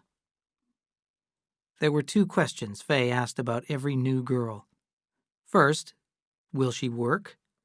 And second, will the other girls like her? Faye didn't have long to wonder about the second question. Kate worked hard at being pleasant to the other girls. She helped them keep their rooms clean. She served them when they were sick, listened to their troubles, answered them in matters of love, and, as soon as she had some, loaned them money. She became best friend to everyone in the house. Faye realized she had a jewel.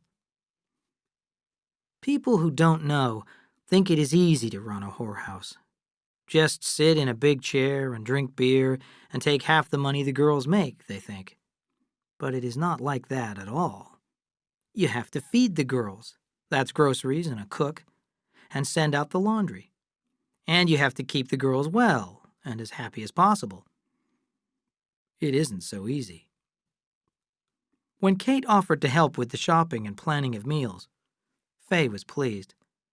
Well, not only did the food improve, but the grocery bills came down 1/3 the first month Kate took over. Faye did not know how she ever managed without Kate. The girls began to realize there were 2 bosses, not one, and they were glad because Kate was so friendly. And they all said, "You watch, she'll own this house one day."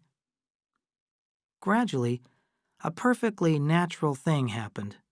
Faye, the most motherly of women, began to think of Kate as her daughter, and she did not want her daughter to be a whore. After about a year had passed, she said, "Kate, I don't like you working here." "Why not?" Faye shook her head, trying to find words. "I just don't like it. You're like a daughter to me, and I don't like my daughter working." "Don't be silly, darling," said Kate. "I have to. Here or somewhere else. I told you. I have to have the money." "No, you don't," said Faye. "You could manage the house. I could give you as much as you make and more. You could take care of things for me and not go upstairs. I'm not always well, you know." "I know you're not," said Kate. She shook her head sadly. I'd like to do what you want, but you need your little reserve. No, I must go on working. I don't want you to work. I have to, Mother. The word did it. Fay burst into tears, and Kate sat on the arm of her chair and wiped her streaming eyes. Soon she was calm again. Now you're all right, Kate said. I'll go and get dressed. Kate, when you finish work, you tap on my door, said Fay. I'll have a little surprise for you. Kate kissed her. What a dear you are, Mother. That night, the hall was dark, but a line of light showed under Fay's door. Kate knocked softly and went in. On the table, with candles around it, was a big white cake and a basket with a large bottle of champagne lying on crushed ice. Fay wore her best dress, and her eyes were shiny with emotion. Come in, Fay said. I have a present for my dear daughter. Now, Kate, you open the bottle and pour 2 glasses. When everything was ready, Fay raised her glass. To my daughter, may you have long life and happiness. And when they had drunk, Kate replied, To my mother. You'll make me cry. Don't make me cry, said Fay. She pushed a polished wooden box toward Kate. Open it. It's my gift to you. In the box lay a rolled white paper tied with a red ribbon. Fay had written, I leave everything I own, without exception, to Kate Albee, because I regard her as my daughter. Kate read it 3 times, looked back at the date, and studied the signature. She looked deep into Fay's eyes. I'm trying not to cry, Mother. I didn't know anyone could be so good. They sat in the warmth for a long time before Fay moved. Kate, she said, we're forgetting. It's a party. We've forgotten the champagne. Pour it, child. Kate said nervously. Do we need it, Mother? I never have drunk much. It's not good for me. Nonsense. Pour it, darling. Kate filled the glasses. Now, drink it. I won't touch mine until yours is empty.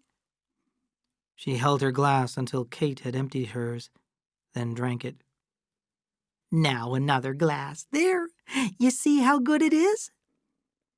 Kate's body screamed against the wine. She remembered, and she was afraid. But it was too late. The change came to her almost immediately after the second glass. All her barriers and defenses were gone, and she did not care. Her voice became cold, and her eyes grew watchful. I'll bet you can't drink 2 without stopping. Don't bet me, Kate. You'd lose. I can drink 6 without stopping. I'll do it if you will. The contest started, and a pool of wine spread over the tabletop, and the level went down in the bottle. Fay laughed. Oh, we're going to have such a good life. Why don't we sell the house and go to Europe? No. What do you mean, no? It's my house. I can sell it. Did you forget? I'm your daughter. I don't like your tone, Kate. What's the matter with you? Kate laughed softly.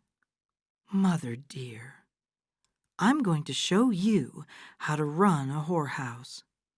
We'll fix those nasty little worms who come in here looking for pleasure for $1. What are you talking about? Asked Fay. I want you to be sweet. I want you to be like you were. Well, it's too late. I didn't want to drink the wine, but you nasty fat worm, you made me. Do you think I'll give up working? Do you think my regular customers give me a mean little $1? No. They give me $10, and the price is going up all the time.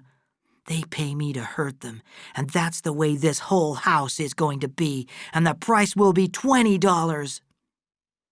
Faye whispered. I want you out of the house. I want you out.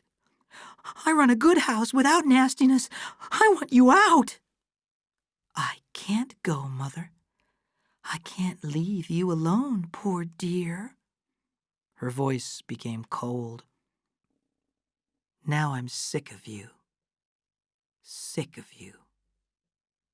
She took a wineglass from the table, went to the dresser, and poured sleeping medicine until the glass was half full. Here, Mother, drink it. It will be good for you. She held the glass to Faye's lips. Faye talked thickly for a while, and then she relaxed in her chair and slept. Fear began to gather in the corners of Kate's mind. She remembered the other time, and a sick feeling came over her. She dragged the sleeping woman over to the bed and undressed her. The day was coming fast.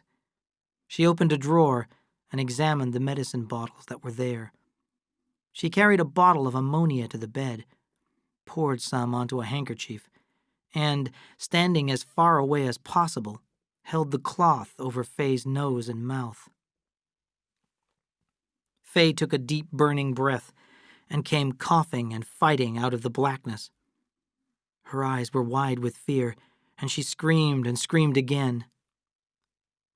3 sleepy girls and the cook looked in the doorway. She's had a bad dream, said Kate. I'll stay with her. She petted and babied her, but the look of horror would not go out of Faye's eyes. A few days later, Kate went into the kitchen before supper. She took a small bottle from her pocket and carefully squeezed a few drops into a glass using an eyedropper and went into Faye's room. Here's your medicine, Mother dear, she said. At supper, Faye's face was red. She stopped eating and seemed to be listening. What's the matter, Mother? Kate asked. Faye was still listening. I don't know, she said.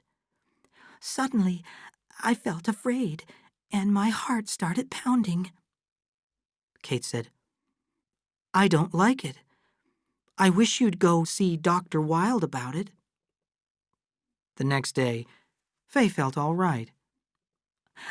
I was just out of breath, she said. I'm getting too fat. Well, we're going to have some special food, said Kate. I've made some chicken soup for you, and we'll have a green bean salad, the way you like it, just oil and vinegar, and a cup of tea. In the kitchen, Kate poured the oil and vinegar onto the bean salad. Then she used the eyedropper to squeeze 2 drops of poison onto the beans. She went to her room and swallowed the contents of another small bottle and hurried back to the kitchen. I made the salad especially for you, said Kate. See if you like it. It's delicious, said Faye. It struck Kate first. Her forehead was covered with sweat as she bent over, crying in pain. Faye ran to the hallway, screaming for help. The girls and a few Sunday customers crowded into the room. Faye was wiping Kate's forehead with a towel when the pain struck her. Faye and Kate were pale and weak when Dr. Wilde arrived. He noticed the salad. What did you eat? Did you preserve these beans here? He demanded. Yes, said Ethel. The other girls and I all helped Kate, and the cook put them into jars. Go out and break every jar. Leave homemade beans alone. Buy canned ones. What is it? Kate asked. Food poisoning. You're lucky. We don't know much about it, but few people ever recover from it. Faye was never really well again. She had some bad days, that winter, and it took a long time for her to gain her strength. Kate was exhausted, and her small body had shrunk to bones. The girls tried to take her place with Faye, but she would not leave. One evening, Dr. Wilde listened to Faye's heart for a long time. "Her heart just can't stand the strain, I'm afraid," he said. "She's all torn up inside. Give her a little warm milk." When he left, Kate put a glass of milk on the bedside table. Then she took 2 little bottles from her pocket and sucked a little from each into the eyedropper. "Open up, Mother. This is a new kind of medicine. Now be brave, dear. This will taste bad." She squeezed the liquid onto Faye's tongue and held up her head so she could drink. "Now you rest, and I'll be back in a little while." When Kate first heard the news, they had to tie her down to keep her from hurting herself. From violence, she became depressed. It was a long time before she regained her health, and she forgot completely about the will. It was Ethel who finally remembered. Chapter 7. New Names, Old Names. On the Trask place, Adam withdrew into himself. A gray cloud hung over him that slowed his movements and his thoughts. He was aware of the twins because he heard them cry and laugh, but he felt only a slight dislike for them. To Adam, they were symbols of his loss. Lee tried to bring Adam back to awareness, but Lee was a busy man. He cooked and washed, he bathed the twins and fed them. Through his hard and constant work, he grew fond of the 2 little boys. One day, Lee saw Samuel Hamilton in his son Will's new store in King City. They sat together at a little round table in the barroom next door. "I've wanted to go and see you and Adam," said Samuel, "but I didn't think I could do any good." "Well, you can't do any harm. I thought he'd recover from it, but he still walks around like a ghost." "It's over a year, isn't it?" 3 months over. "What did he name the twins?" "They don't have any names." "You're making a joke, Lee. What does he call them?" "He calls them they." "I mean when he speaks to them." "When he speaks to them, he calls them you, one or both." "This is nonsense," Samuel said angrily.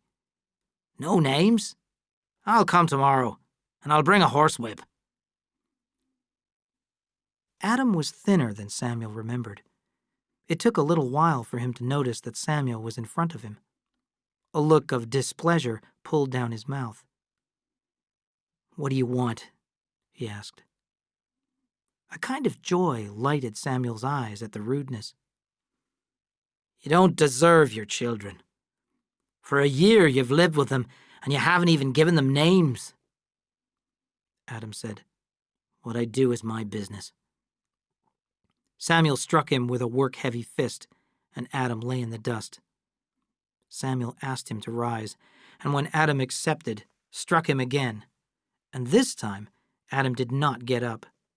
He looked stonily at the threatening old man. The fire went out of Samuel's eyes, and he said quietly, "Your sons have no names." Adam replied, "Their mother left them motherless, and you have left them fatherless." He reached down and put his arms around Adam's shoulders and helped him to his feet.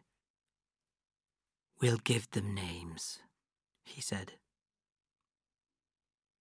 Adam wore a faraway look, but his eyes were not dead as they had been. He said, "It's hard to imagine I'd thank a man for insults, but I'm grateful." Lee carried out the twins, one under each arm, and put them on the ground beside the table, and gave each boy a stick for his hand to shake and make shadows with. The 2 men sat looking at the twins, when suddenly Adam leaned forward. "These boys don't look alike," he cried. "Of course they don't. They're not identical twins." That one looks like my brother.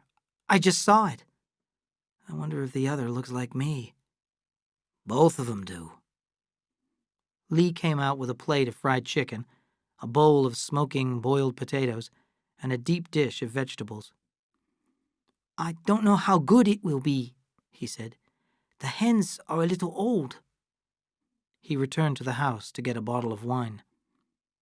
While he was gone, Adam said, "It's strange to me. He used to speak differently." "He trusts you now," Samuel said. Lee joined them at the table, and the men ate quietly. "We'd best get on with the naming," Samuel said when they had finished. "Names are a mystery. I've never known whether the name is shaped by the child or the child changes to fit the name. Have you thought about your name, Adam? We could call him Cain and Abel." Adam said, "Oh no, we can't do that. I want them to start fresh." "I don't understand that story at all." "But I feel it," Samuel said. "Do you understand it, Lee?" "No, but maybe I don't remember the details very well." "I haven't heard it since I was a child," said Adam. Samuel said, "Cain was the firstborn of Adam and his wife Eve. Then his brother Abel was born. Abel was a keeper of sheep, but Cain was a farmer. After some time, Cain brought part of his harvest and offered it to the Lord, and Abel brought a fat young sheep. The Lord was pleased with Abel's offering, but not with Cain's. And Cain was very angry. The Lord said to Cain, 'Why are you angry? If you do well, you will be accepted. And if you do not do well, you will sin. And your sin will try to rule over you, but you will rule over it.'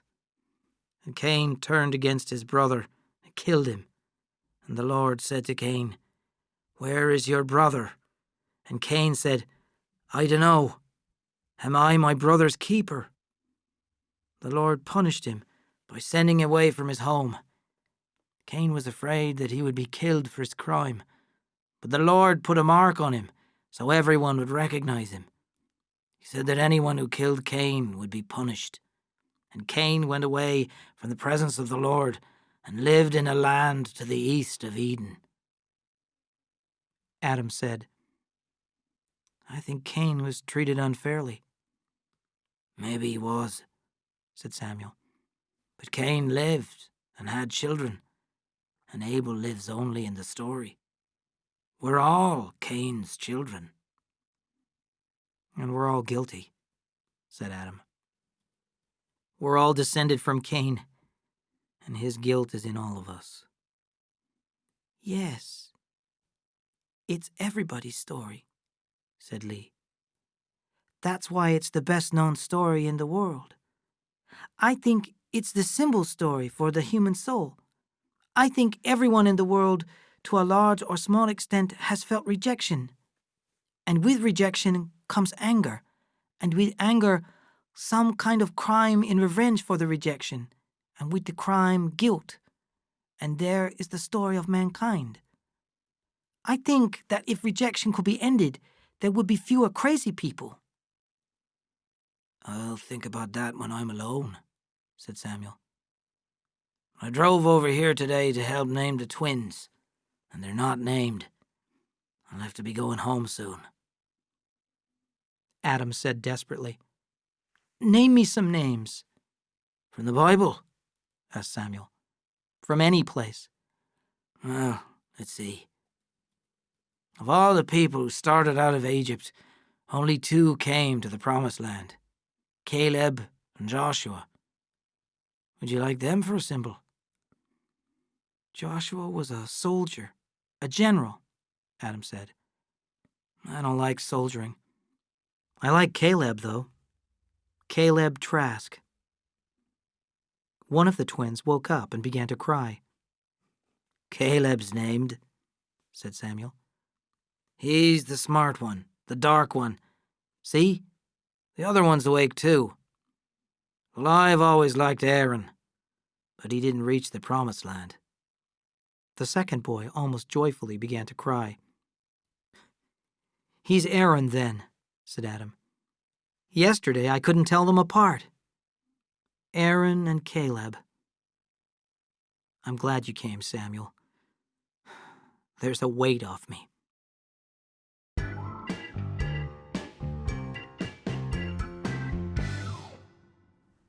Chapter 8. Goodbyes. The Hamiltons were strange, nervous people, and some of them were too sensitive, and they broke down. This happens often in the world. Of all his daughters, Una was Samuel's greatest joy. Even as a little girl, she hungered for learning. Una and her father shared a love of learning. Secret books were borrowed and read, and their secrets communicated privately. Una met and married a dark, serious man. He was one of those men who live in poverty so that they can learn. He studied photography. He believed that the exterior world could be transferred to paper, not in the ghost shadings of black and white, but in the colors the human eye sees. He took Una away to the north, and it was black and lost where he went, and they must have had a very hard life. Una wrote letters without joy, but also without self-pity. And then she died, and her body was shipped home. Una was dead before I remember, but George Hamilton told me about it years later, and his eyes were full of tears. Her nails were broken, and her fingers were all cracked and worn out, and her poor, dear feet, they had not worn shoes for a long time. Una's death struck Samuel like a silent earthquake. He felt that he could have done more for her. His young skin turned old, his clear eyes dulled, and his great shoulders bent. He became an old man. His other children were doing well. George was in the insurance business. Will was getting rich. Joe had gone east and was helping invent a new profession called advertising. The girls were married, all except Desi, and she had a successful dressmaking business in Salinas. Only Tom had never got started. Samuel told Adam that he came close to greatness, but he could not decide what to do. Sometimes Tom took me fishing. We started before the sun came up and drove the horse cart straight toward the mountains. I can't remember the sound of his voice or the kind of words he used. I can remember both about my grandfather, but when I think of Tom, it's a memory of a kind of warm silence. Maybe he didn't talk at all. On Thanksgiving of 1911, the Hamilton family gathered at the ranch. They arrived with presents and more food than even this family could eat. Their children filled up the place with noise. Liza ordered and organized, and Samuel stayed with the talk and the singing and the memories until suddenly he tired and he went to his bed. When the mother and father were gone, Will brought the whiskey in from the blacksmith shop, and the family had a meeting. There were Tom and Desi, George and his pretty Mamie, Molly and William J. Martin, Olive and Ernest Steinbeck, Will and his Deela.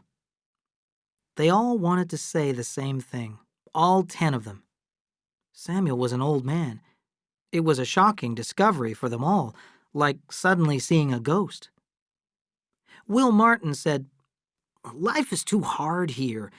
Why don't we get 'em to sell out and move to town? Molly and I would like them to come and live with us." They were silent after that.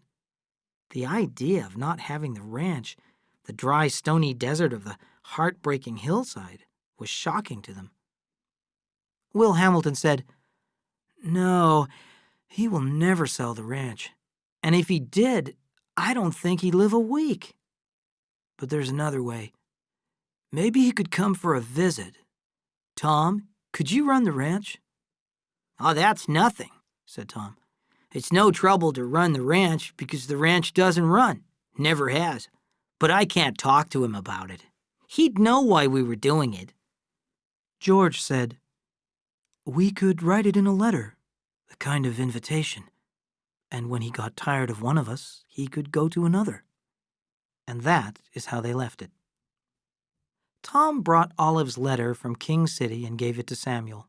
Samuel went into the kitchen where Liza was cooking, then came back outside where Tom was waiting. Tom, do you think you could look after the ranch if your mother and I took a little trip? Ollie wants us to stay with her for a while in Salinas." "Sure," said Tom. "How long do you plan to be gone?" Samuel's blue eyes looked into his. "Tom, my son, if you have a secret with your brothers and sisters, I don't mind. I think that's good. But don't tell the others I know. I know where I'm going and why I'm going, and I'm content." Having made up his mind, Samuel made formal calls on all his neighbors, the old-timers who remembered how it used to be. And when he drove away, they knew they would not see him again, although he did not say it. He saved his visit to the Trask place for last. He had not been there for months. Adam was not a young man now. The boys were 11 years old. "How is Adam?" Samuel asked. "He's all right," Lee said, "but he hasn't changed much." "And how are the boys?" "You'll see when they come home from school. They're like two sides of a coin. Cal is quick and dark and watchful, and his brother, well, he's a boy you like before he speaks and like more afterward." The dinner table was set in the house.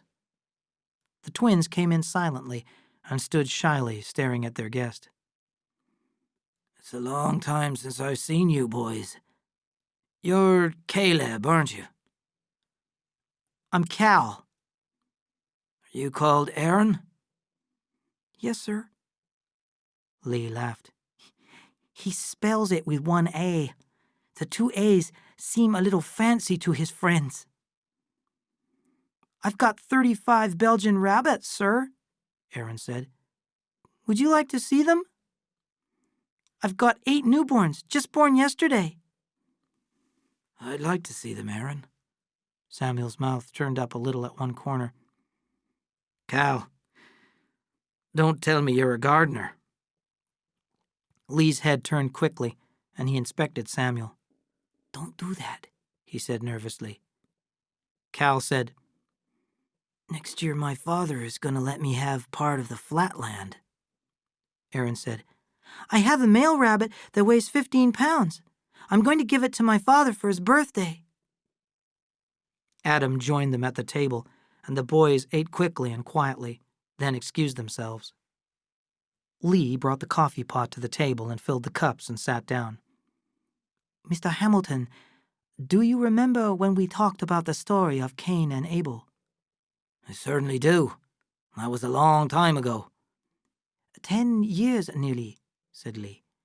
"Well, the story affected me deeply, and I read every word again. Then I compared the translations we have, and they are fairly close. There was only one place that bothered me. It is when the Lord has asked Cain why he is angry. The Lord says, 'If you do well, you will be accepted, and if you do not do well, you will sin. And your sin will try to rule over you, but you will rule over it.' In the English translation, this was a promise that Cain would overcome sin. Then I got an American translation of the Bible. It says, 'Rule over sin.' Now this is very different. This is not a promise. It is an order. And I began to worry about it. I wonder what the original word of the original writer had been, that these very different translations could be made." Samuel leaned forward, and the old young light came into his eyes.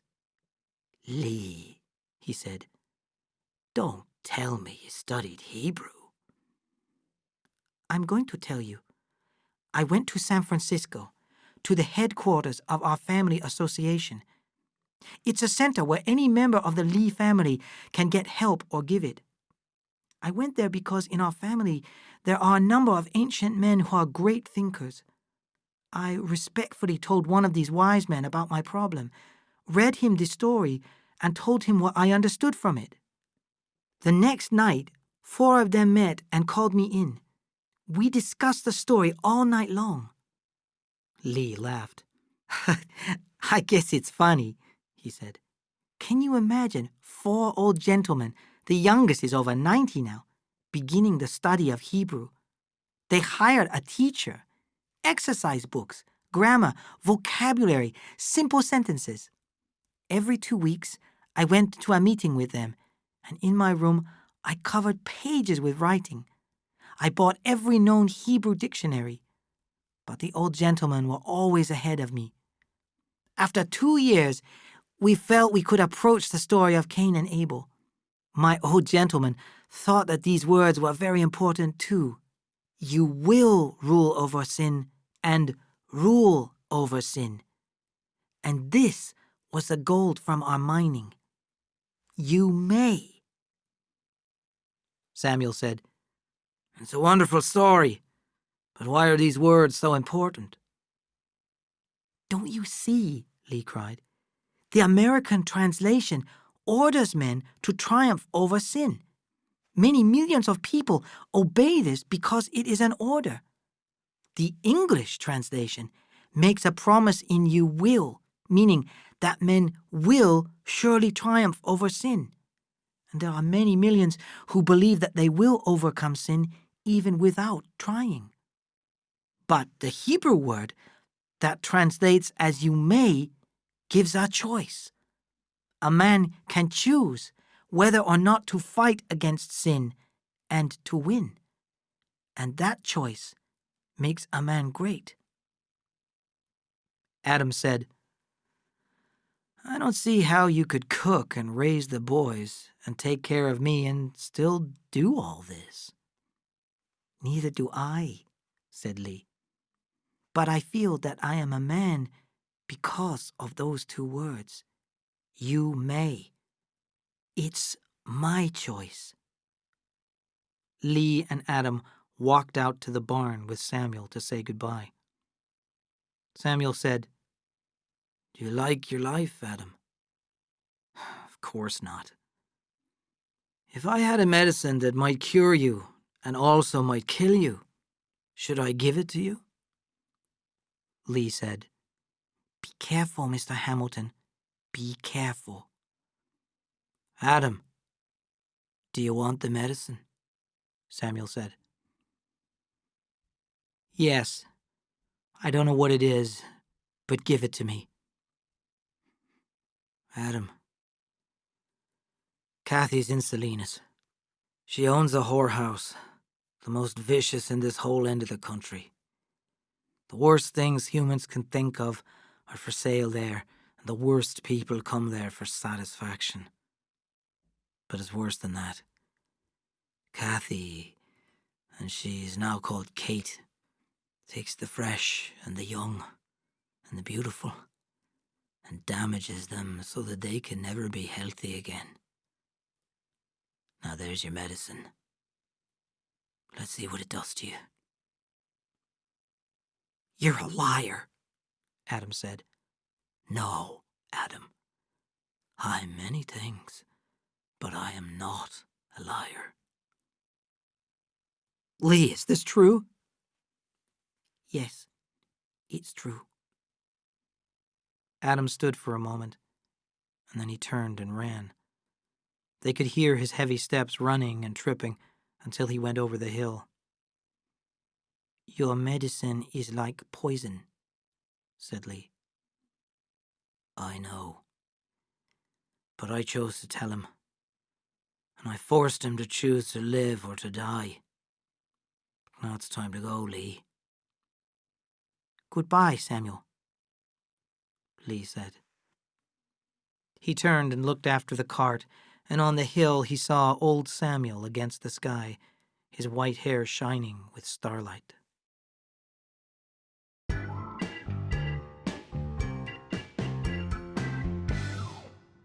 Chapter 9. Freedom. It was a dirty, windy evening, and Castroville Street was deep in sticky mud. Adam had his instructions. He counted 2 houses and nearly missed the 3rd, so high were the bushes in front of it. The paint had long disappeared from the walls, and no work had ever been done on the garden. He slowly opened the gate and went up the shaky steps onto the dark porch. The front door opened, and a soft voice said, "Won't you come in?" The reception room was not well lit, but Adam could see the shine of polished furniture and gold picture frames. He had a quick impression of richness and order. The soft voice said, "Do we know you?" "No, you don't." "Who sent you?" The girl was dressed in black, and her face was sharp, pretty and sharp. "A man at the hotel." "Sit down over here. You did come here for something, didn't you? If you tell me what you want, I'll tell the right girl." "I want to see Kate," Adam said awkwardly. "Does she know you?" "I don't know." He felt his courage going. "Would you tell her that Adam Trask wants to see her? She'll know then whether I know her or not." "I see. Well, I'll tell her." She moved silently to a door on the right and went in. Kate sat in a chair behind a desk in her room. She was still pretty and blonde. Her mouth was little and firm, but her cheeks and shoulders had become round. Only her hands had aged, and they were lean and spotted with brown. Her waist was narrow, but her legs and feet had thickened. She was dressed severely in a black dress with long sleeves, and the only contrast was a cloud of white lace at her wrists and throat. "There's a new one, a stranger," said the girl in black. "He says his name is Adam Trask." Kate sat still as if she held her breath. "Bring him to me," she said. When the girl had gone, Kate opened the right-hand drawer of her desk and took out a gun. She checked that it was loaded, put it on her desk, and put a piece of paper over it. She turned off one of the lights and sat back in her chair. A knock came on the door. "Here he is," said the girl, and closed the door behind Adam. He glanced quickly about before he saw Kate sitting so quietly behind the desk. He stared at her, and then he moved slowly toward her. Her eyes, cold and expressionless, remained on his eyes. Adam saw her hair, her scar, the loose skin at her throat, her arms and shoulders. He sighed deeply. Kate's hand shook a little. She said, "What do you want?" Adam sat down in a straight chair beside the desk. He wanted to shout with relief, but he said, "Nothing now. I just wanted to see you. Sam Hamilton said you were here." The moment he sat down, the shake went out of her hand. "Hadn't you heard before?" "No, I hadn't heard." "I expected you for a long time, and when you didn't come, I guess I forgot you." "I didn't forget you," he said. "But now I can." Her lips closed and straightened, and her eyes narrowed with cruelty. "You think you can?" "I know I can." She changed her manner. "Maybe you won't have to," she said. "If you feel all right about everything, maybe we could spend some time together." "I don't think so. I have to go. I just came up to Sam Hamilton's funeral." "I hated him," she said. "I would have killed him if I could." "Why? He was a good man." "He pretended to be good, but he was a liar. That's what I hate, the liars, and they're all liars." Adam's eyebrows went up. You mean that in the whole world there's only evil and madness? That's exactly what I mean. Would you like me to prove it? She took a pile of brown envelopes from her desk drawer. Take a look at these, she said. I don't want to. I'll show you anyway. She took out a photograph. Look there. That's a state senator. Look at his fat stomach. He likes whips. Look at the expression on his face. He's got a wife and 4 kids. Look at this. This piece of white fat is a councilman. This big red Swede has a ranch out near Blanco. Look here. This is a professor at Berkeley. I don't want to see these, said Adam. Well, you have seen them, and you don't believe it. I'll make you beg to get in here. She tried to force her will on him, but she saw that he was free. Her rage turned to poison. No one has ever escaped, she said softly. I have to go, said Adam. I don't understand.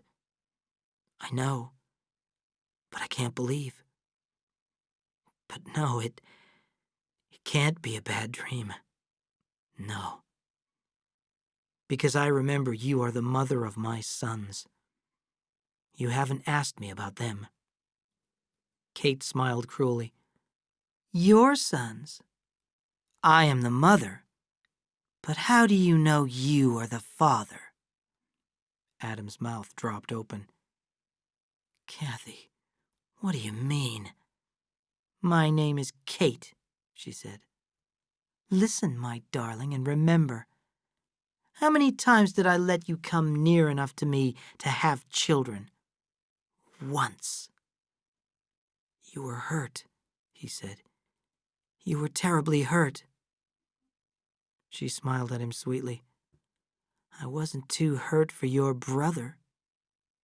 My brother? Charles? You are a devil. I don't believe it. But it wouldn't matter, even if it were true. Then suddenly he laughed, because he knew that this was so. He moved slowly toward the door. Kate screamed, Adam! He turned slowly. He smiled at her as a man might smile at a memory. Then he went out and closed the door gently behind him. Kate sat staring at the door. Her eyes were desperate. Samuel's funeral and the talk with Kate should have made Adam sad and bitter, but they did not. He felt young and free as he got off the train in King City. On his drive back to the ranch, he saw things he had not noticed for years. He saw the wild flowers in the heavy grass, and he saw the red cows against the hillsides, moving up the paths and eating as they went. Suddenly he found himself saying aloud, I'm free. I'm free. She's gone out of me. Lee came out of the house to meet Adam. How was the funeral? Lots of people, Adam said.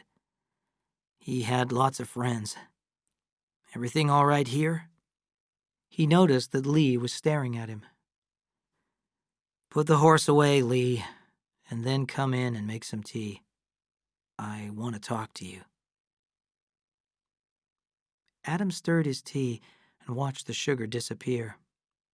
He said, I went down to see her. I thought you might, said Lee. I don't know how a human man could have waited so long. Maybe I wasn't a human man. I thought of that too. How was she? Adam said slowly. I can't understand it. I can't believe there is such a creature in the world. Are you all right now? I am all right, said Adam. That is what I wanted to talk to you about. I seem to have come out of a sleep. In a strange way, my eyes have cleared. I'm free. Do you know what I'm saying? Yes, I know. and I can see it in your eyes and in the way your body stands." Adam, looking at him, realized that Lee was not a young man anymore. Lee studied the cup in his hand, and his was a memory smile. "Maybe if you're free, you can free me." "What do you mean, Lee?" "Aren't you happy here?" Lee said, "I don't think any man is happy when there are things undone that he wishes to do." "What do you want to do?" "Well, one thing it's too late for. I wanted to have a wife and sons of my own. I talked to Mr. Hamilton about the other. I want to open a bookstore in Chinatown, in San Francisco." Adam sat silently, stirring his tea. "I never thought of you going," Adam said. "Could you wait a little while?" "What for?" "I want you to help me get to know my boys. I want to organize this place, or maybe sell or rent it." "Please try not to hold me back because you need me. That's the worst thing you can do to a lonely man." Adam said, "A lonely man? Why didn't I know that?" "Mr. Hamilton knew," said Lee. "I loved Mr. Hamilton. "I would like to go to Salinas to visit his grave tomorrow, if you will permit it." "Do anything you want," said Adam. "God knows you've done enough for me."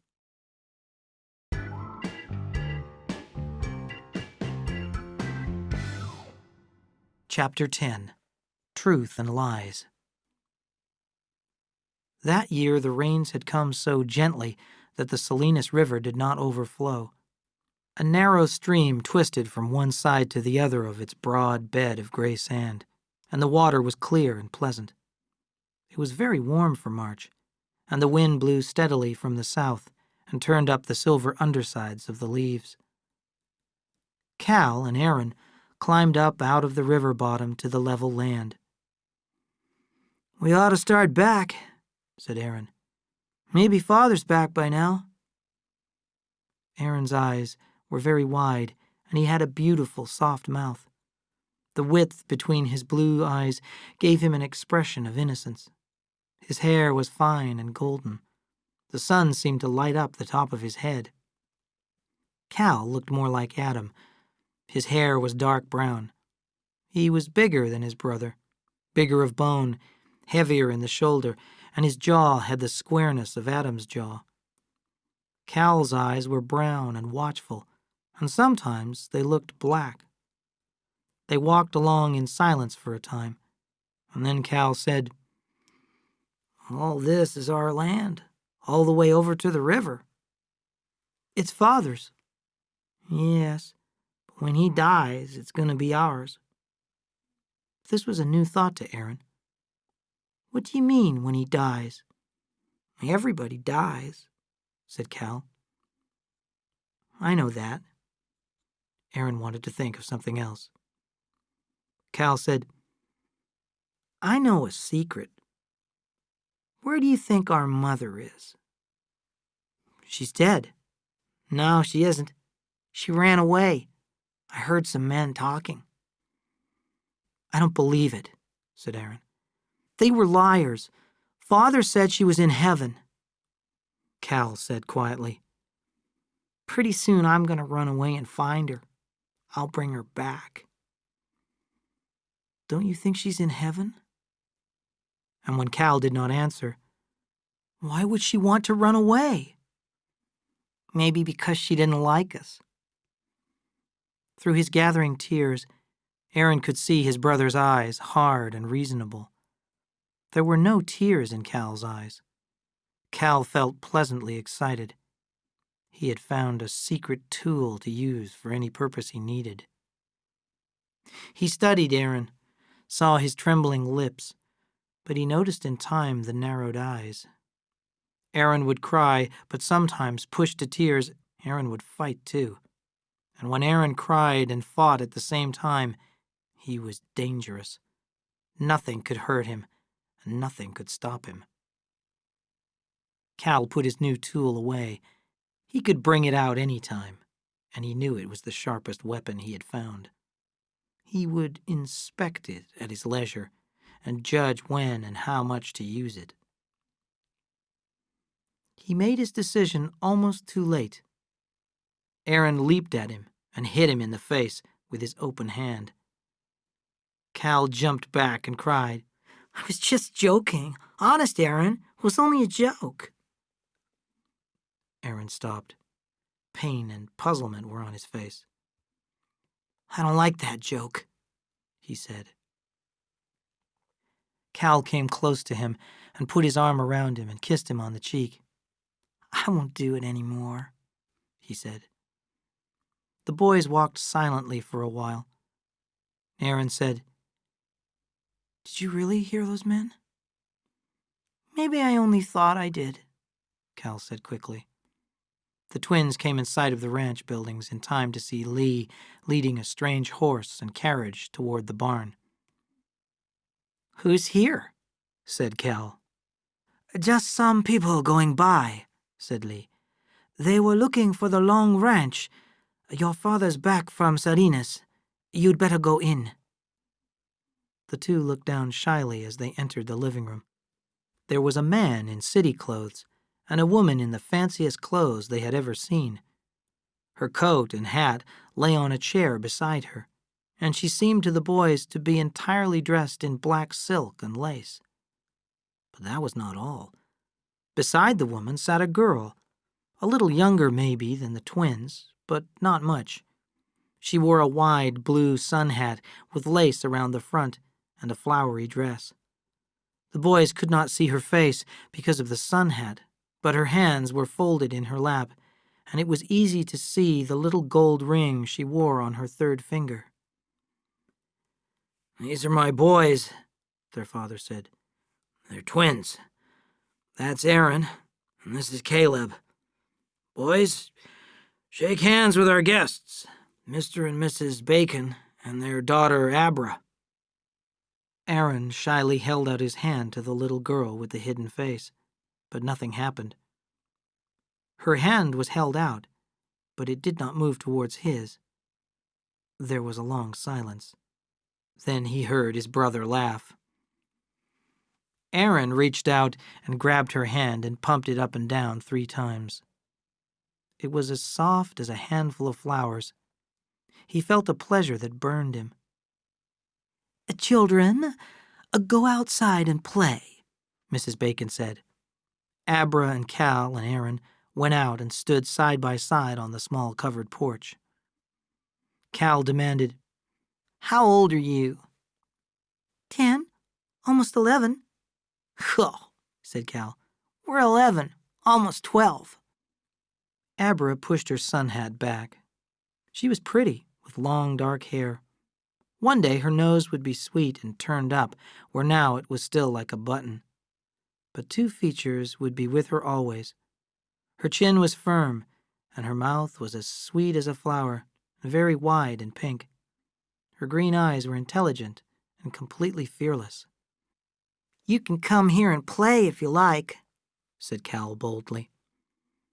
"I live in Salinas," Abra said, in such a tone that they knew they were dealing with a superior being who had no time for rural pleasures. Abra saw that she had crushed them, and while she knew the weaknesses of men, she still liked them, and besides, she was a lady. "Sometimes when we are driving by, I'll come and play with you. A little," she said kindly, and both boys felt grateful to her. Now Abra felt warmer toward the boys. She noticed their thin, washed-out clothes and remembered the children's stories she had read. "You poor children," she said. "Does your father beat you?"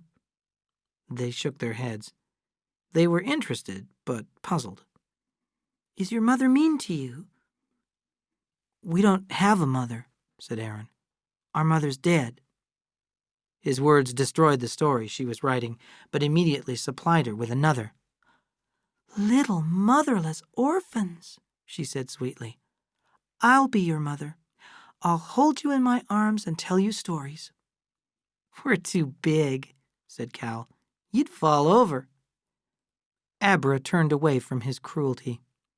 Aaron, she saw, was entering into her story, and he seemed to be imagining that he was in her arms. Abra looked at his sunny hair and at his eyes that seemed so near to tears, and she felt the beginning of love. She put her hand on his arm and felt him shiver. "Tell me," she said pleasantly, "where is your mother buried? You could put flowers on her grave." "We don't know," said Aaron. Cal's eyes shone with a new interest.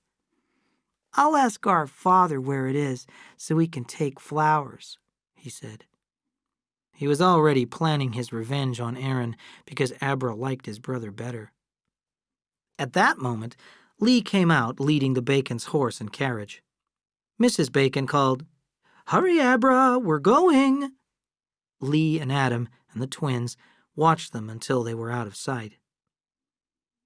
At the supper table, the boys discovered the change in their father. The boys had never learnt to tell him of their interests or discoveries or of their needs. They were surprised and a little embarrassed to find that Adam listened to them and asked questions. "What did you think of Abra?" Adam asked. "Is she a nice little girl?" "Oh, yes," said Aaron. "She's good and nice. I wanted to marry her." "You did? What about you, Cal?" "I guess I'll let Aaron have her." Adam laughed, and the boys could not recall ever having heard him laugh. "She's a real nice girl," said Cal. "She said to ask you where our mother's grave is so we can take some flowers." Adam's mind raced. He was not good at lying. "I wish we could do that, but I have to tell you, she's buried on the other side of the country, where she came from." Cal was disappointed by this answer, but he was not sure why. Adam quickly changed the subject. "Mr. Bacon made a suggestion this afternoon," he began. "He said it would be better for you if we moved to Salinas, where there would be lots of other children to play with." The thought shocked the twins. Cal asked, "How about here?" "Well, we'd keep the ranch in case we want to come back," said Adam. Aaron said, "Abra lives in Salinas." That was enough for him. After the boys had gone to bed, Adam said, "Do they know anything?" "I don't know," said Lee. "I wish there were some way you could tell them the truth." "That would rob them of the good thoughts about their mother, Lee." "But there's another danger. What will we do if they find out the truth? A lot of people know, but that's not the worst danger." "What do you mean?" asked Adam. "It's the lie I'm thinking of," said Lee. "If they ever found out you lied to them about this, they wouldn't believe anything you'd ever said or done." "I'll think about what to tell them," said Adam. "Lee, if I wanted to take a trip east, would you stay with the twins until I get back? I'd like to see my brother Charles." "Why don't you write and ask him to come out here?" "That's a good idea, Lee. I didn't think of it. How long does it take a letter to go east?" "I don't know," said Lee. 2 weeks, maybe?"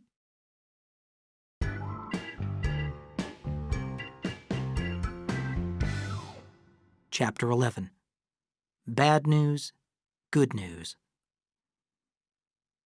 After his first letter to his brother in over 10 years was mailed, Adam became impatient for an answer.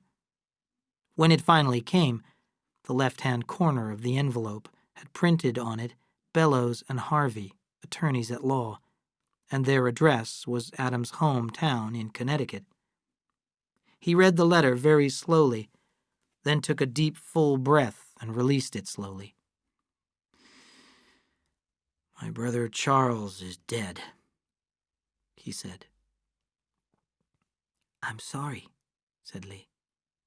Cal said, Is he our uncle? "He was your Uncle Charles." I wish I knew him before he was dead, said Aaron a little sadly. Was he nice? "Very nice," said Adam. "He was my only brother, just like Cal is your only brother." Cal asked, Was he rich? Adam said firmly, "At a time of death, it isn't a nice thing to talk about money. We're sad because he died." How can I be sad? Said Cal. I never even saw him. Lee covered his mouth with his hand to hide a smile. Adam looked back at the letter. "As attorneys for your brother, it is our pleasant duty to inform you that he built up a large fortune through hard work and judgment, which in land and cash is in excess of $100,000. His will, which was prepared and signed in this office, will be sent to you at your request. By its terms, it leaves all money and property to be divided equally between you and your wife." That evening after dinner, Adam took the letter from his pocket and put it on the table. "Lee, I want you to read this, to read it carefully, and then I want to talk about it." Lee read the letter slowly, then half closed his eyes. Under the terms of the will, your wife inherits over $50,000. That's a lot of money. Quite a lot of good or evil could be done with it.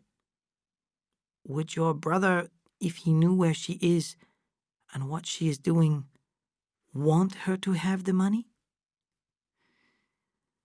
"My brother would not want that," said Adam, and then he remembered the girls upstairs in the hotel and Charles's regular visits. Well, consider this, said Lee.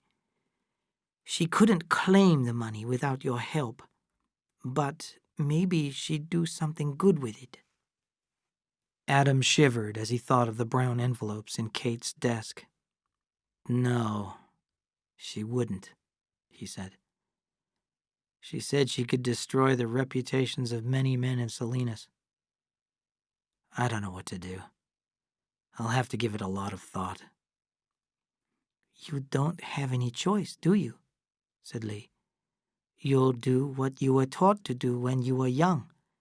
You'll give your wife the money because it's the right thing to do, and the fact that she's a whore in Salinas won't change a thing. Adam got to his feet. His face was angry. "You are disrespectful now that you've decided to go away," he cried. "I haven't decided what to do about the money." Lee shook his head and went out.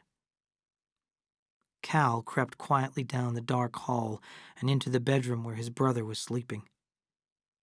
He wished with all his heart that he had not stood listening at the hall door. Adam stayed in his room all the next morning and then went to find Lee, who was working in the garden. "I guess I was stupid," he said. Lee leaned on his shovel and regarded him quietly. "When are you going?" he asked. "I thought I would catch the 2:40 train. Then I can get the 8 o'clock back." It was 4:15 when Adam climbed the crooked steps and knocked on the weather-beaten door of Kate's place.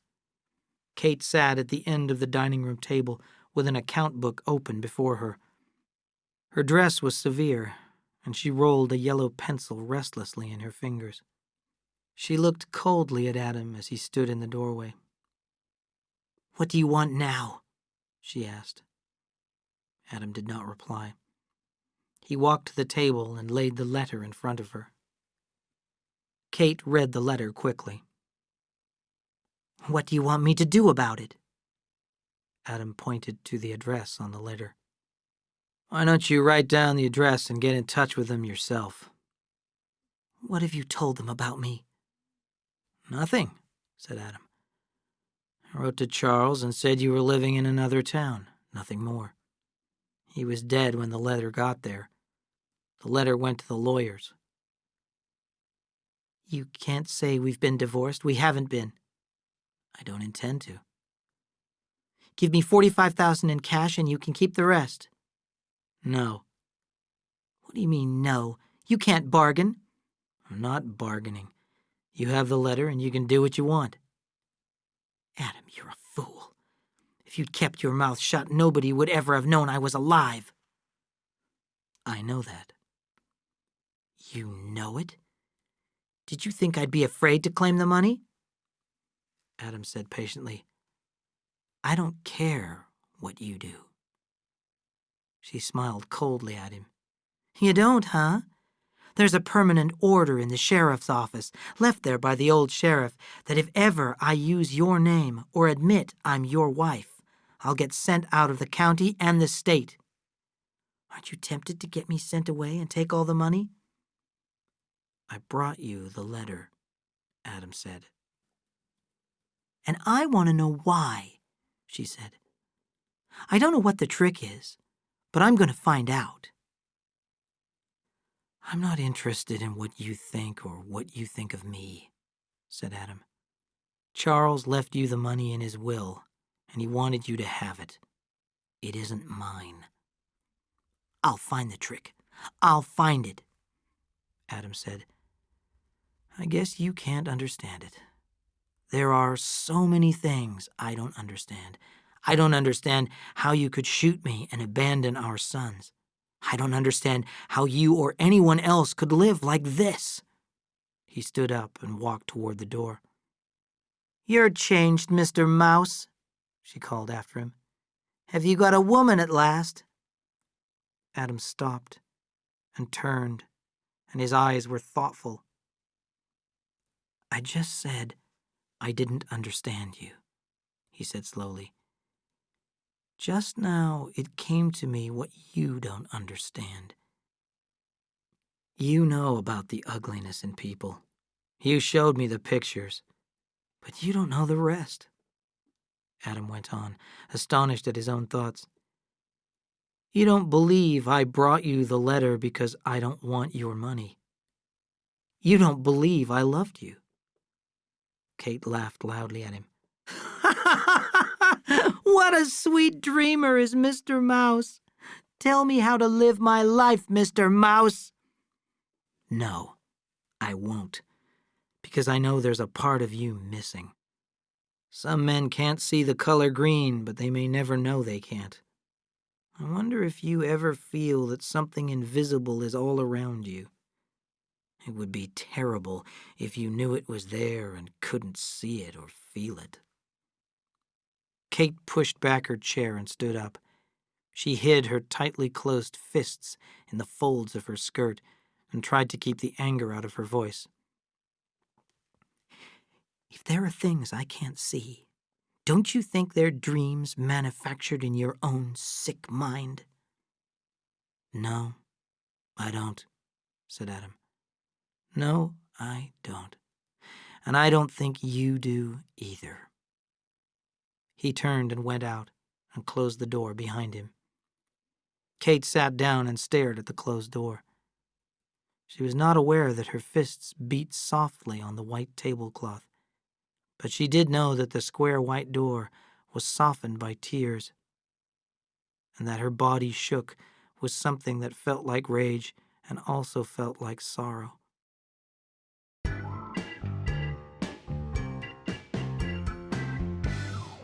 Chapter 12. Two Sides of a Coin. A child may ask, what's the world's story about? And a grown man or woman may wonder, what way will the world go? How does it end? I believe there's one story in the world, and only one, that has inspired and frightened us. Humans are caught in their lives, in their thoughts, in their hungers and ambitions, in their greediness and cruelty, and in their kindness and generosity too, in a net of good and evil. There is no other story. A man will have only one question left at the end of his life. Was it good or was it evil? And all novels, all poetry, are built on the never-ending contest in ourselves between good and evil. Lee helped Adam and the two boys move to Salinas, unpacked, and saw the family settled. Then, one evening, he waited until the boys had gone to bed to speak to Adam. Adam understood his intentions and spoke first. "When do you want to go?" he asked. "As soon as possible. I'm afraid I might lose my purpose if I don't go soon.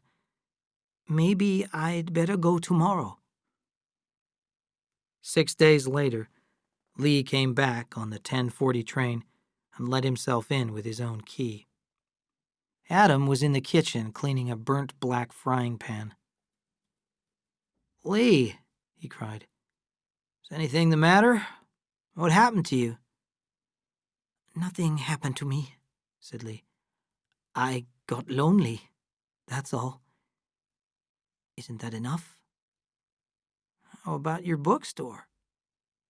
"I don't want a bookstore. I think I knew it before I got on the train." "Then that's your last dream gone." "I'm glad," he said. "Adam, I am extraordinarily, unbelievably glad to be home. I've never been so lonely in my life." Cal and Aaron were amazed by the size of the West End school after their background in a one-room country school. But after a few days, they could not remember ever having gone to any other school. Everyone who saw the twins remarked on their difference from each other and seemed puzzled. Cal was growing up dark-skinned, dark-haired.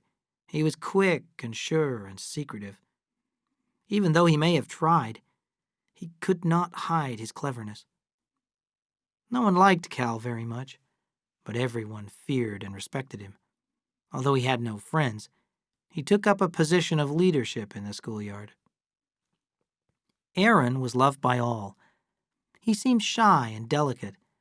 His pink and white skin, golden hair, and wide-apart blue eyes caught attention.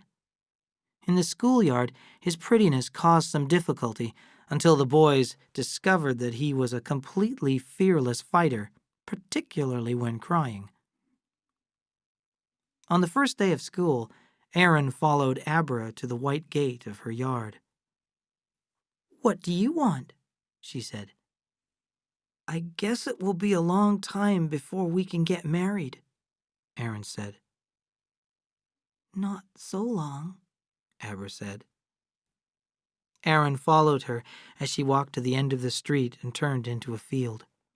On the edge of the field stood a tree with long, thin branches that hung down nearly to the ground. Abra parted the branches like a curtain and went into the house of leaves. You could see out through the leaves, but inside it was warm and safe. "We'll have a house together sometime," said Aaron, "but that will be a long time." "Don't worry about long times," said Abra. "This is a kind of house. We can play like we live here while we're waiting. And you will be my husband, and you can call me wife. It'll be like practicing." Aaron said suddenly. "While we're practicing, maybe we could do something else." "What?" "Maybe we could pretend like you're my mother." "That's easy," she said. She put a soft tone in her voice and said, "Come on, my baby. Put your head in Mother's lap. Come, my little son. Mother will hold you." She held his head, and without warning, Aaron began to cry and could not stop. Abra stroked his cheek and wiped the flowing tears away with the edge of her skirt until very slowly he stopped. Aaron sat up and said almost angrily, "I hardly ever cry unless I'm mad. I don't know why I cried."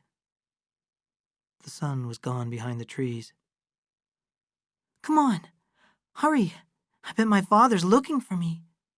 Abra turned and ran away toward home. It was February of 1915. The Trasks were comfortable in Salinas.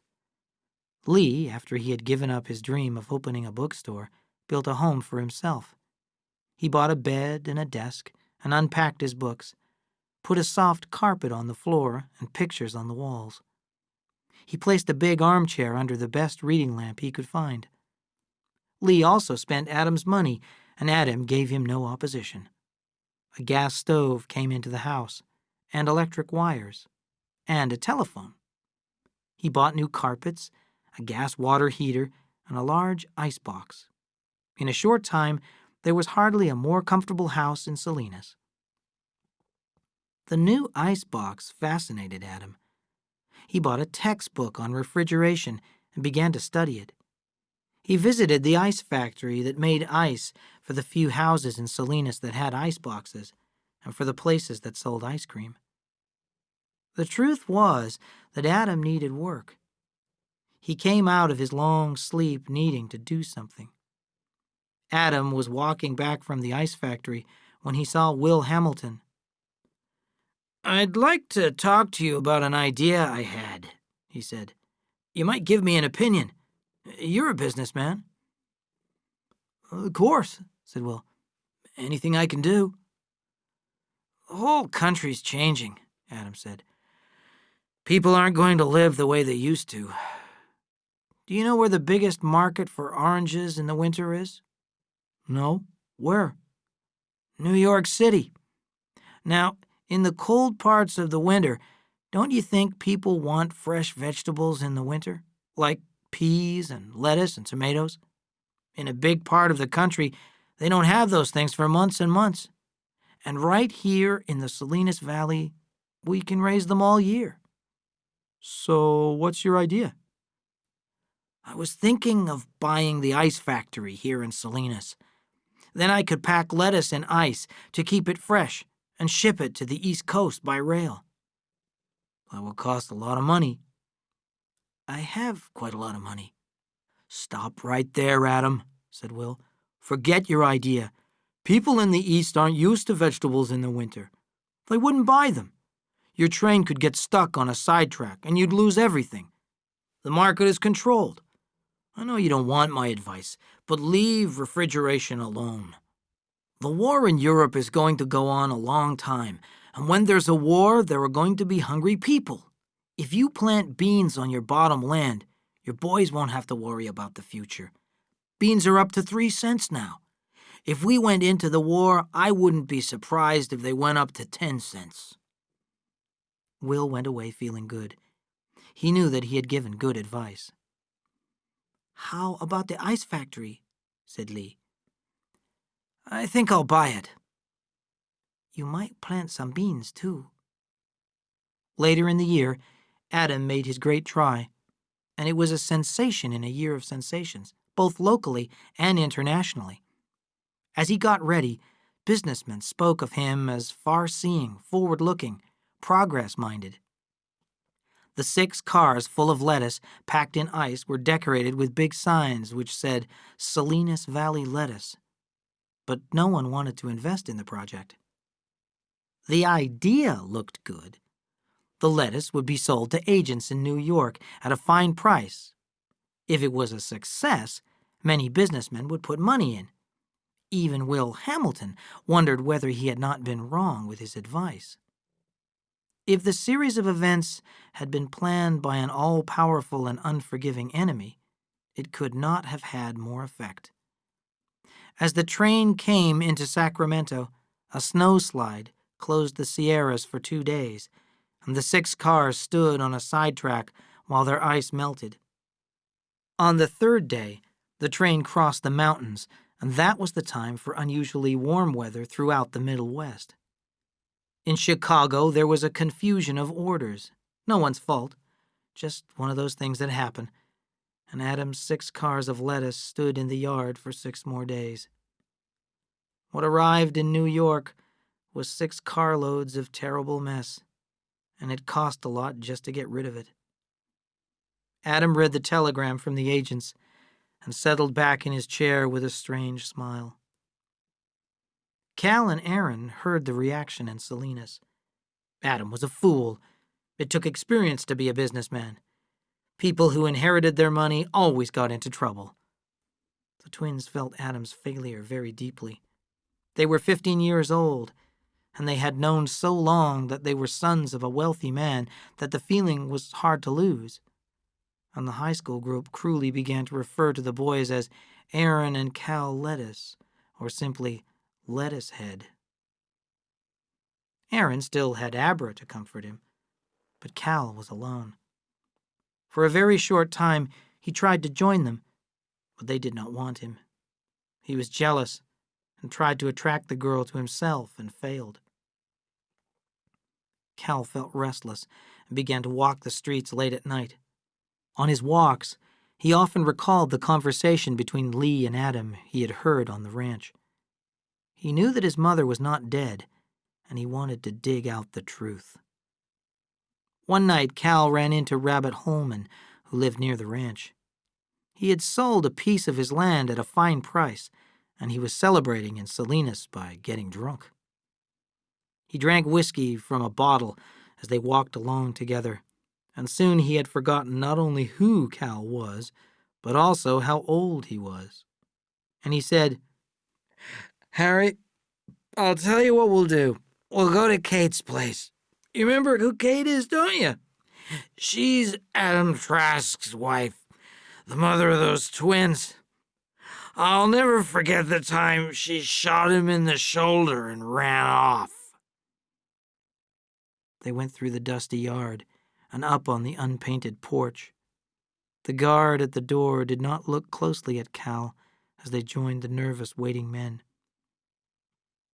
One night, Lee heard a quiet knock at his door, and he let Cal in. Cal spoke softly and rapidly. "I know where my mother is and what she's doing. I saw her." "What do you want to know?" Lee asked softly. "Does my father know?" "Yes." "Why did he say she was dead?" "To save you from pain." "Did she shoot him?" "Yes." "Why?" "Because he didn't want her to go away. He loved her with his whole mind and body. He gave her everything." "Lee, why did she do it?" "I don't know. It seems to me that she is not like other people. She was full of hatred, and her hatred wasn't healthy. It wasn't angry. It was heartless. Tell me, Cal, do you hate your mother?" "Yes," said Cal. "I hate her because I know why she went away. I know because I've got her in me." His head was down, and his voice was heartbroken. Lee jumped up. "You stop that," he said sharply. "Of course, you may have that in you. Everybody has. You've got your father in you too, so don't use the excuse that you inherited it from your mother. Whatever you do, it will be you who does it, not your mother." Cal was growing toward manhood, and his discovery sharpened all his emotions. He saw Adam's sadness and loneliness, and there grew in him a great love for his father and a wish to protect him. Aaron was changing too, but his feelings took a religious direction. He joined the church and spent many hours with the minister, Mr. Rolfe, a young man with no experience of the world. Aaron's religion inevitably took a sexual turn. He spoke to Abra about his decision to become a minister and never to marry. Abra, in her wisdom, agreed with him, feeling and hoping that this phase would pass. She wanted to marry Aaron, but for the moment, she did not speak of it. Aaron naturally tried to work on Cal. First, he prayed for him silently, then tried to persuade him to change his ways. Cal thought he was unbearably full of his own goodness and told him so. It was a relief to both of them when Aaron stopped trying to save his brother's soul.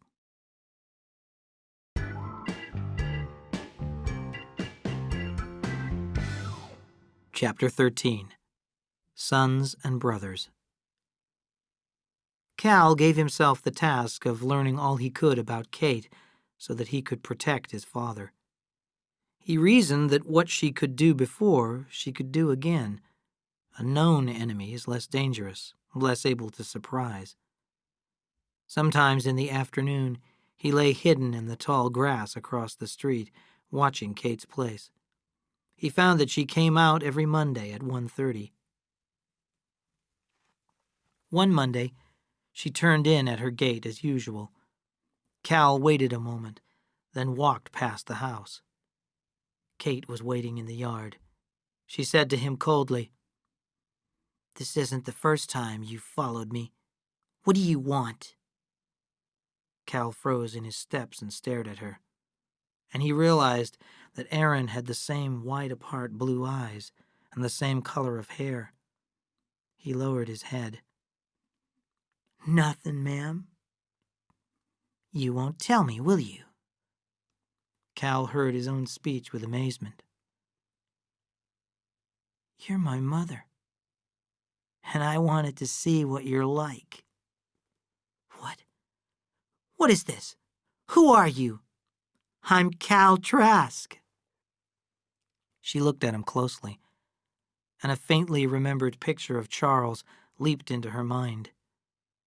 Suddenly she said, "Come with me." Cal followed her into the house, down a hall and into her room.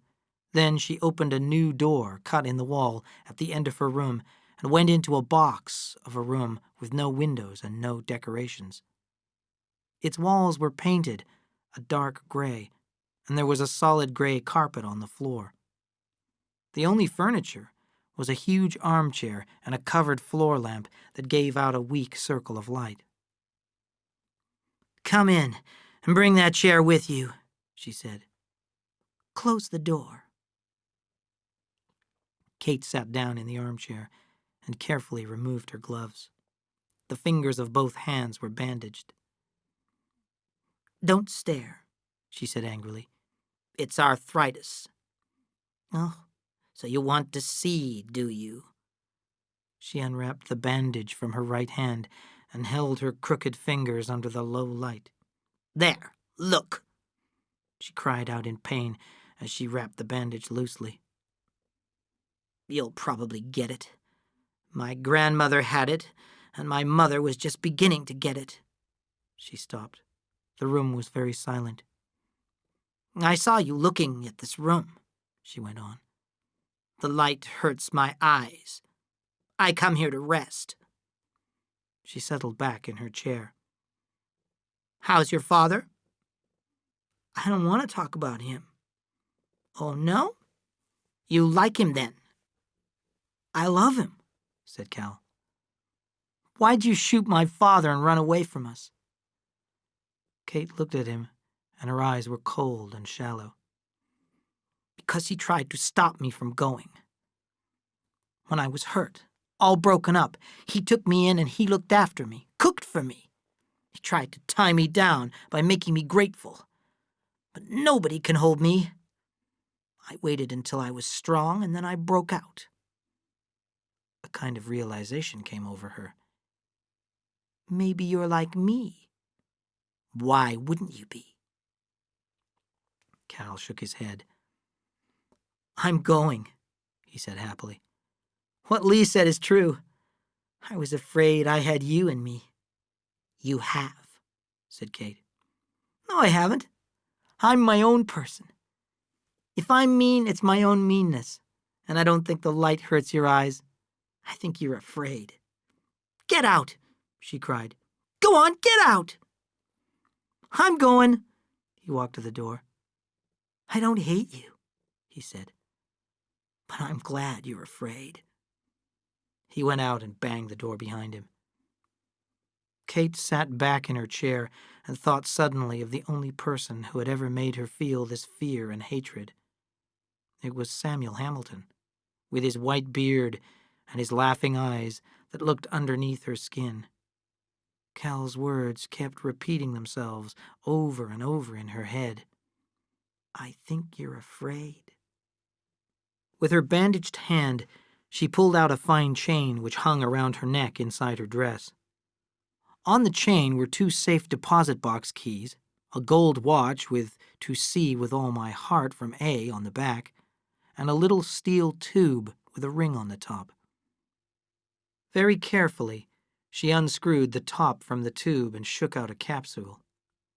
She held the capsule under the light and saw the white powder inside. 6 grains of morphine, more than enough.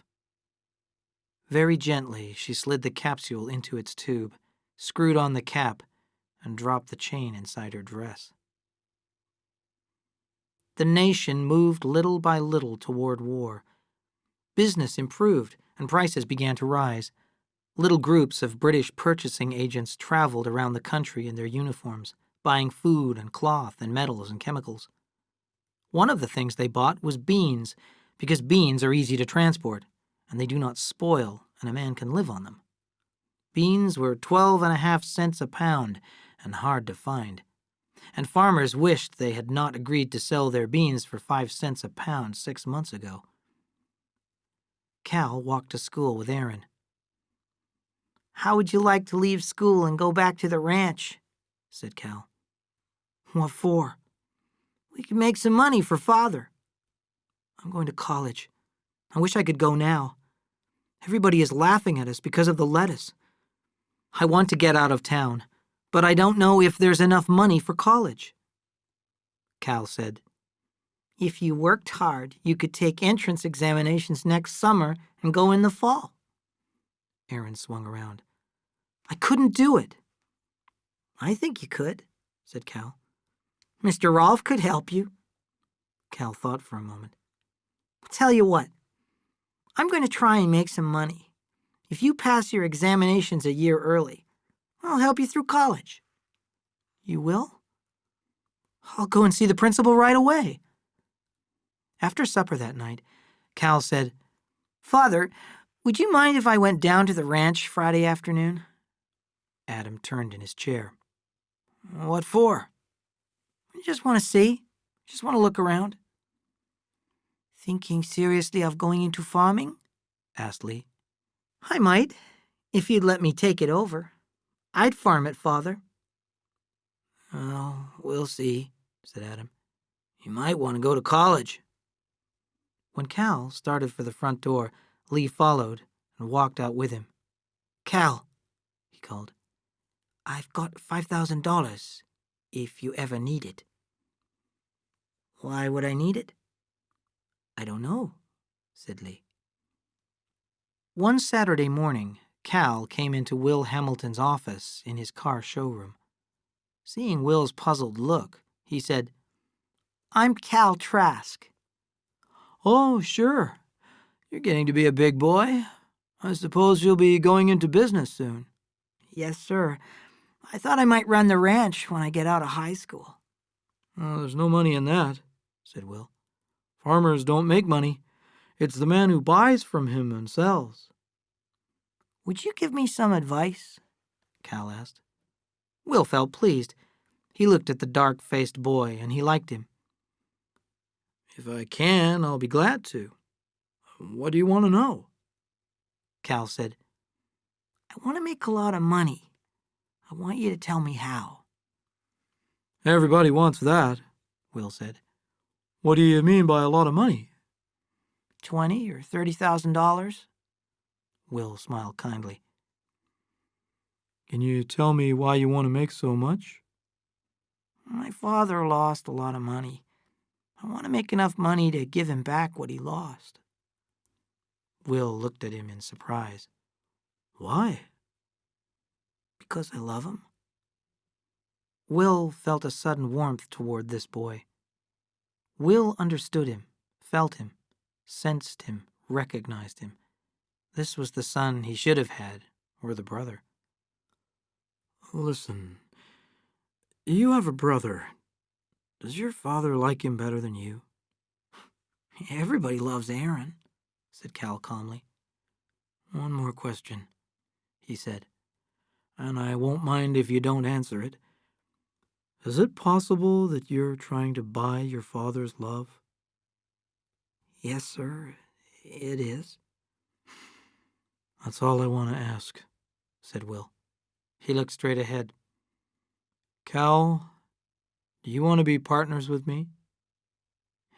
Yes, sir. I don't like to take a partner without money. I can get $5,000, said Cal. Where will you get it? I won't tell you, sir.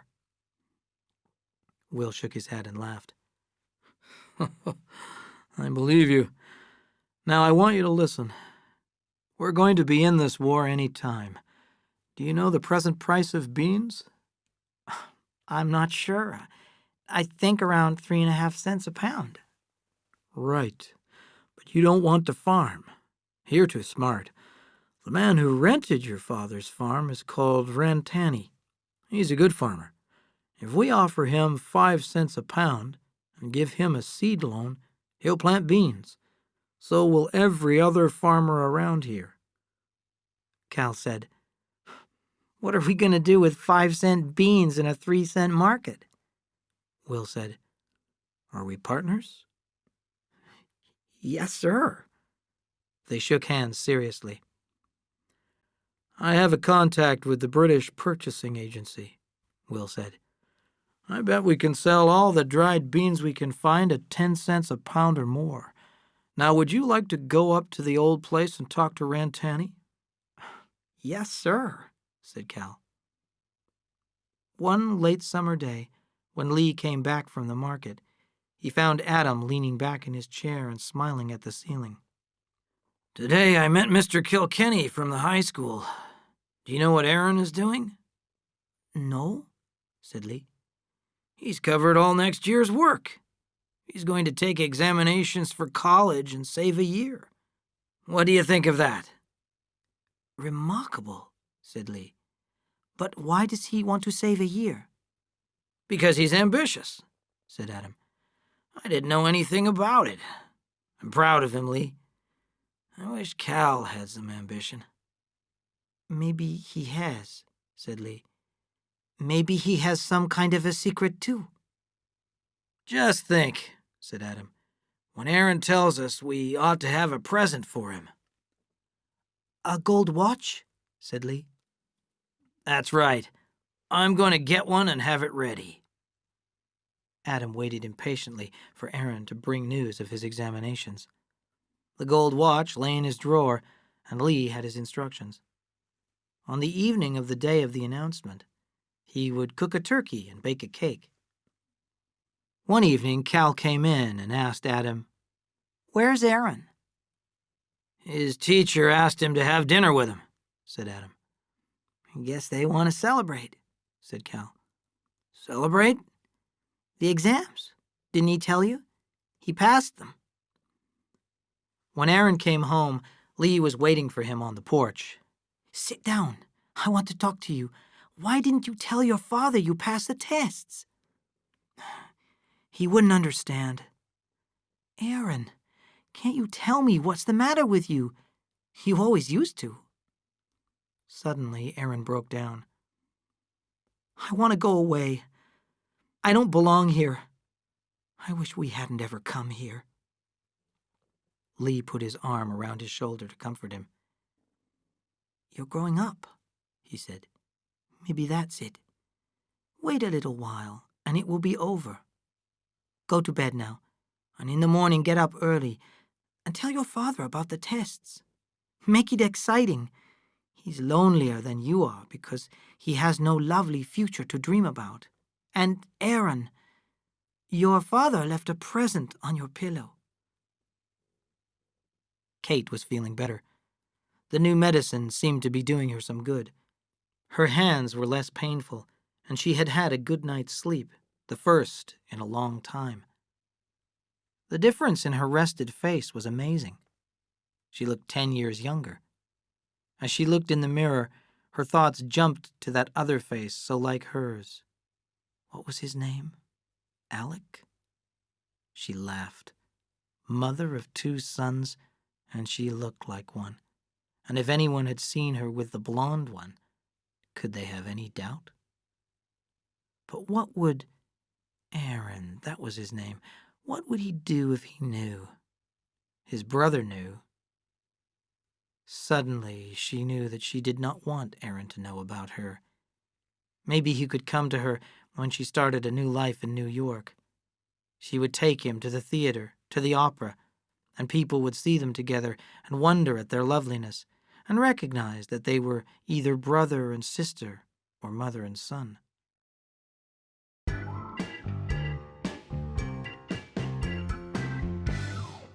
Chapter 14. Jealousy and Revenge. We did not have many soldiers in France the first winter of the war, but we had millions in training ready to go. In the Trask house, Lee and Adam put up a map of Europe with lines of colored pins marking where our soldiers were, and this gave them a feeling of taking part in the war. Then Adam was appointed to the draft board, choosing the young men who would be sent away to fight. He was a logical man for the job. The ice factory did not take up much of his time, and he had a good service record.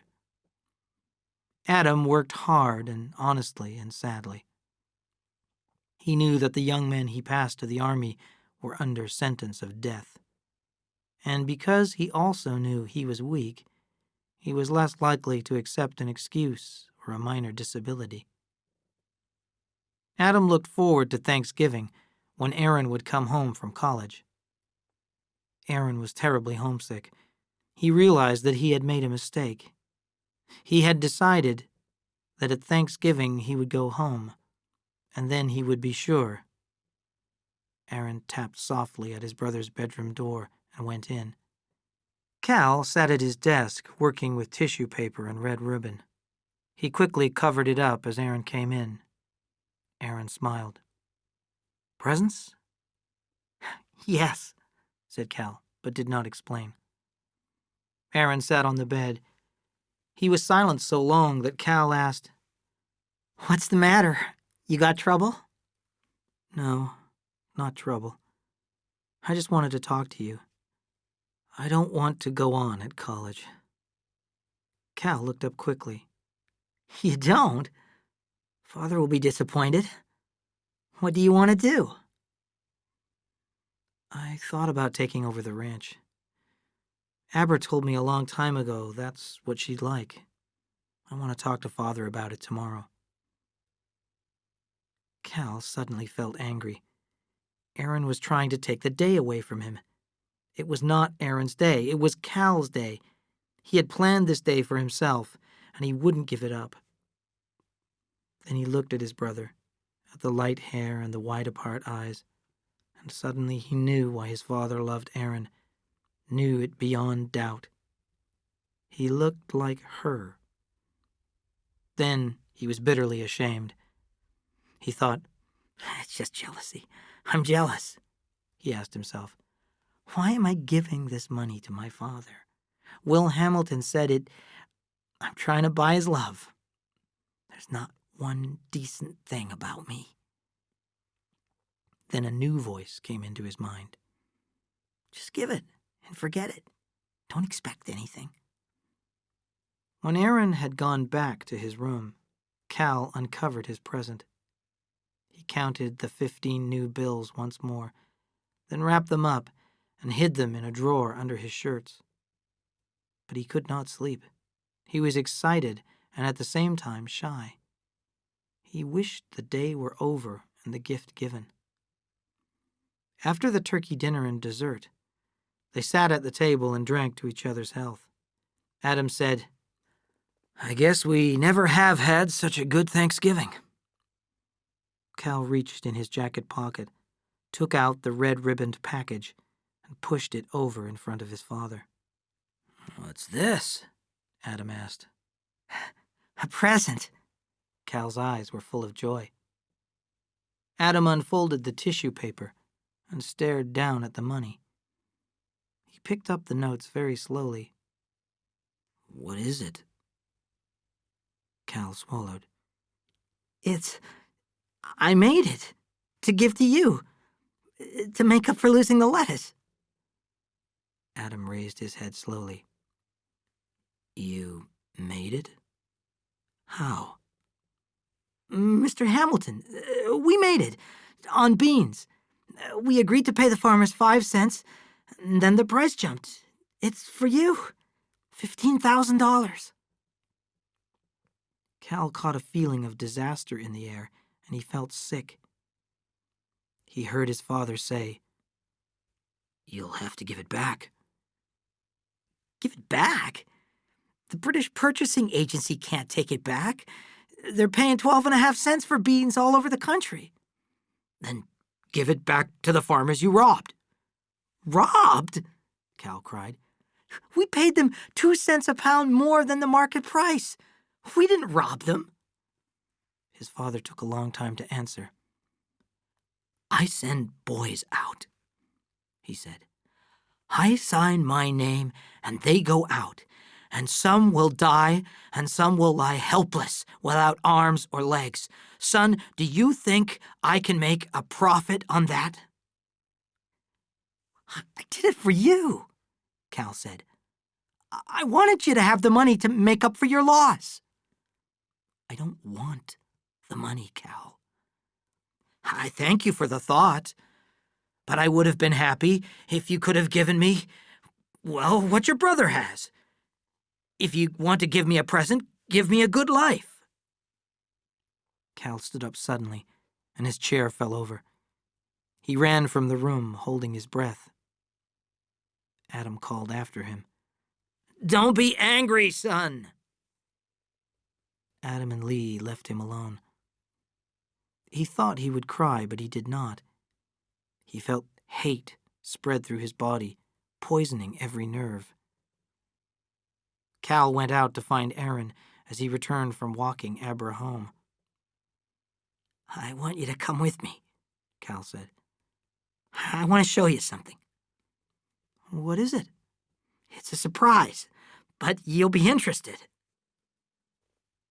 The next day, Kate sat still and stared straight ahead, hour after hour. She saw the face of the blond and beautiful boy, his eyes mad with shock. She heard his ugly words aimed not so much at her as at himself. And she saw his dark brother leaning against the door and laughing cruelly. Why had he brought his brother? What did he want? The pain was creeping in her hands again, and now her right leg ached angrily when she moved. She thought about when she was a small girl with a face as fresh as her son's. Most of the time she knew she was smarter and prettier than anyone else, but now and then a lonely fear would fall upon her so that she seemed surrounded by a tree-tall forest of enemies. Then every thought and word was aimed to hurt her, and she had no place to run and no place to hide. Then, one day, she was reading a book, Alice in Wonderland. In the story, Alice had a little bottle that said, "Drink me." When she drank from it, she became very small. Kathy, too, had a little bottle of sugar water that she drank from and became smaller and smaller. Let her enemies look for her then. Kathy would be under a leaf or looking out of a spider hole laughing. And always there was Alice to play with. All this was so good. But there was one more thing always held in reserve. She had only to drink the whole bottle, and she would shrink and disappear and cease to exist. Now Kate was cold and alone, but she was ready, and she knew she had been ready for a long time. She sat up and forced her hand, in spite of the pain, to write plainly, "I leave everything I have to my son Aaron Trask." She dated the sheet and signed it Catherine Trask. At the table she poured cold tea into her cup and went into the gray room and closed the door. She arranged the pillows on the gray chair and sat down. Gently she pulled the chain out from her dress, unscrewed the little tube, and shook the little capsule into her hand. "Eat me," she said, and put the capsule in her mouth. She picked up the teacup. "Drink me," she said, and swallowed the bitter cold tea. Her eyes closed, and her heartbeat and her breathing slowed, as she grew smaller and smaller and then disappeared, and she had never been. The next morning, Sheriff Horace Quinn sat in the dead woman's office and looked through her papers. He read the 2-line handwritten will, then he opened a packet of brown envelopes and removed some photographs. On the back of each one, in Kate's neat, sharp handwriting, was a name and address and a title: Councilman, Judge. He sighed deeply as he called a number. Half an hour later, a nameless man stood beside him in the front office of the old county jail. Quinn wrote a list of names on a sheet of paper. Then he walked over to the wood-burning stove against the north wall of his office. He put a folded newspaper into the stove and lighted it, and dropped the brown envelopes onto the flames.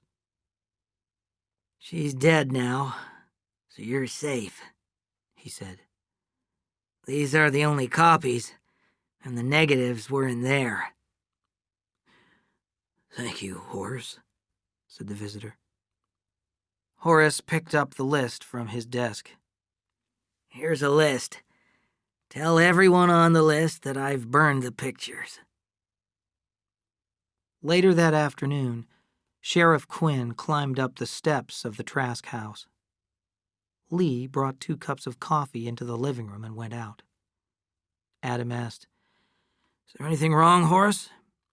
"No, I don't think so, Adam. Was that woman still married to you?" Adam went white. "Yes," he said. "What's the matter?" "She killed herself last night." Adam's face twisted, and he put his face down in his hands and cried. "Oh, my poor darling," he said. Horace sat quietly and waited.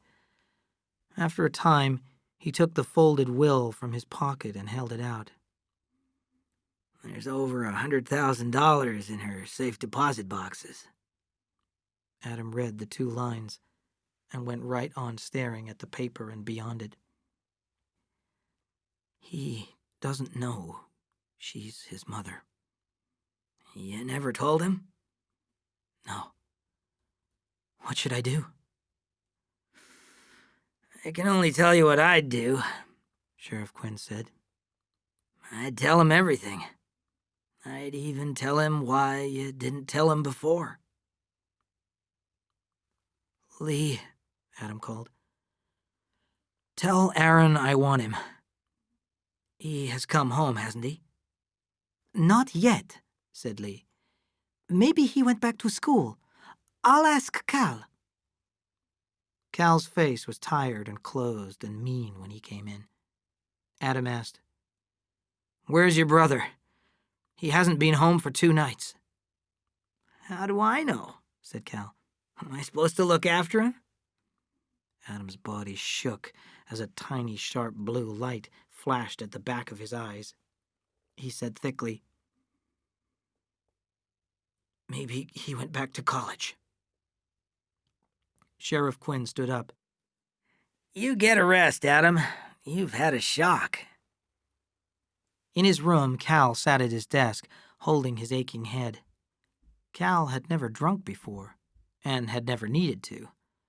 But going to Kate's had been no relief from pain, and his revenge had been no victory.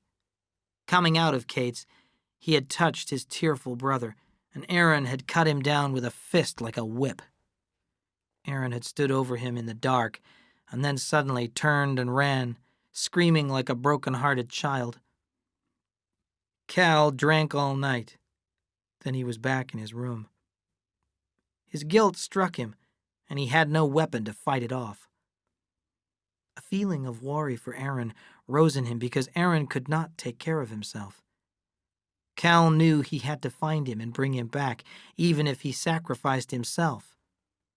Then the idea of sacrifice took hold of him, the way it does with a guilty-feeling man.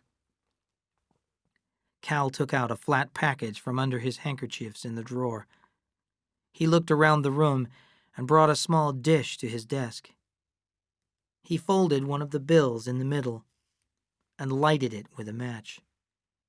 When 6 were burnt, Lee came in without knocking and stood silently, waiting. Cal lighted one bill after another until all were burned. At last, Cal said, "Go ahead.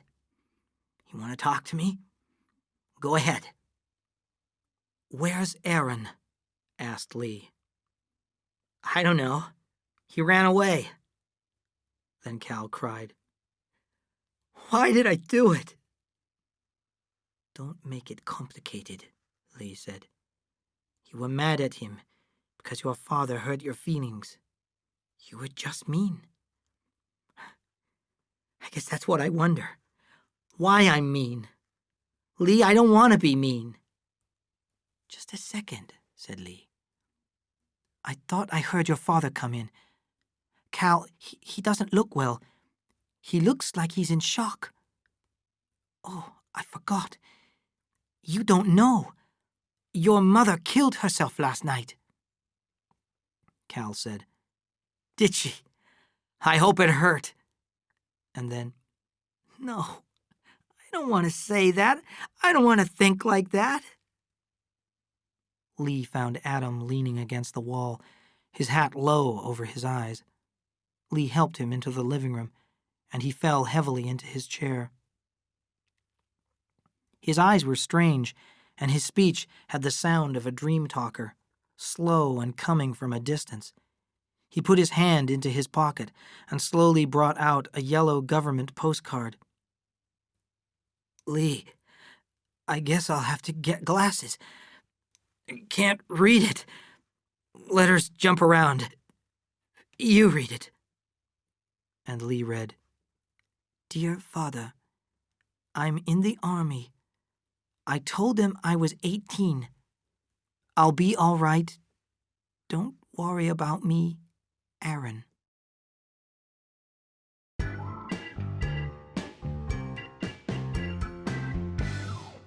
Chapter 15. The Only Son. The winter of 1917 to 18 was a dark and frightened time. The Germans smashed everything in front of them, and the war seemed hopeless. Adam was more puzzled than sad. He was released from the draft board as a result of his poor health. Almost daily he spoke of Aaron. "I can understand why a young man might want to enlist," he said. "If Aaron had talked to me, I might have tried to persuade him against it, but I wouldn't have forbidden it. You know that, Lee." "I know it." "That's what I can't understand. Why did he run away? Why doesn't he write? Has he written to Abra?" "I'll ask her." That evening, Lee said, "Cal, have you seen Abra?" "Sure, I see her. She walks away." "I don't understand why she hasn't been here. Something's wrong there. Will you ask her to come and see me?" "I'll try, but I told you she walks away." Cal tried all the next day to find Abra alone, and it was only after school that he saw her ahead of him walking home. "Lee wants to see you," he said. "He asked me to tell you." She was pleased. "Does he? Tell him I'll come." They walked along in silence until Cal couldn't stand it anymore. "You know about Aaron?" "Yes." She held out a book. "Look next to the first page." A penny postcard was inside. "Dear Abra," it said, "I don't feel clean. I'm not good enough for you. Don't be sorry. I'm in the army. Don't go near my father. Goodbye, Aaron." Cal closed the book angrily. "Do you know why he went away?" "I guess I could figure it out. Do you want to tell me?" "Abra, I've hurt you more than you know, but I'll tell you, said Cal bitterly. Our mother was a whore. She ran a house here in town. Thanksgiving night, I took Aaron down and showed her to him. Abra broke in excitedly. What did he do? He went mad, just crazy. He shouted at her. Outside, he knocked me down and ran away. Our dear mother killed herself. My father, there's something wrong with him. Now you know about me. Now you have some reason to walk away from me. Cal, she said, I've known about your mother for a long, long time, and there's something else I want to tell you. I don't love Aaron anymore. Why not? I've tried to figure it out. When we were children, we lived in a story that we made up. Then when I grew up, the story wasn't enough. But Aaron didn't grow up. He wanted to believe that his mother was dead and that I was perfect. But I'm not. Tell Lee I'll come. I feel free now. I think I love you, Cal. I'm not good. Because you're not good. Adam often slept until late in the morning. Lee helped him get up. I had a dream, very real, Adam said. I dreamed about my father. A great old gentleman, from all I hear, said Lee. I read all the newspaper articles your brother's lawyer sent. Adam looked calmly at Lee. Did you know he was a thief? You must have dreamed that too, said Lee. He was a thief, said Adam. I didn't think so once, but I do now. He stole from the army. Lee changed the subject. Do you know who Cal saw yesterday? Abra. Adam said. Abra? And then, oh, sure, Abra. She's a nice girl. Lee wondered what Adam meant, saying his father was a thief. Maybe it was true. Adam, the most honest man it was possible to find, living all his life on stolen money. Lee laughed to himself. Now this second Will, an Aaron who tried to be so pure, living all his life on the profits of a whorehouse.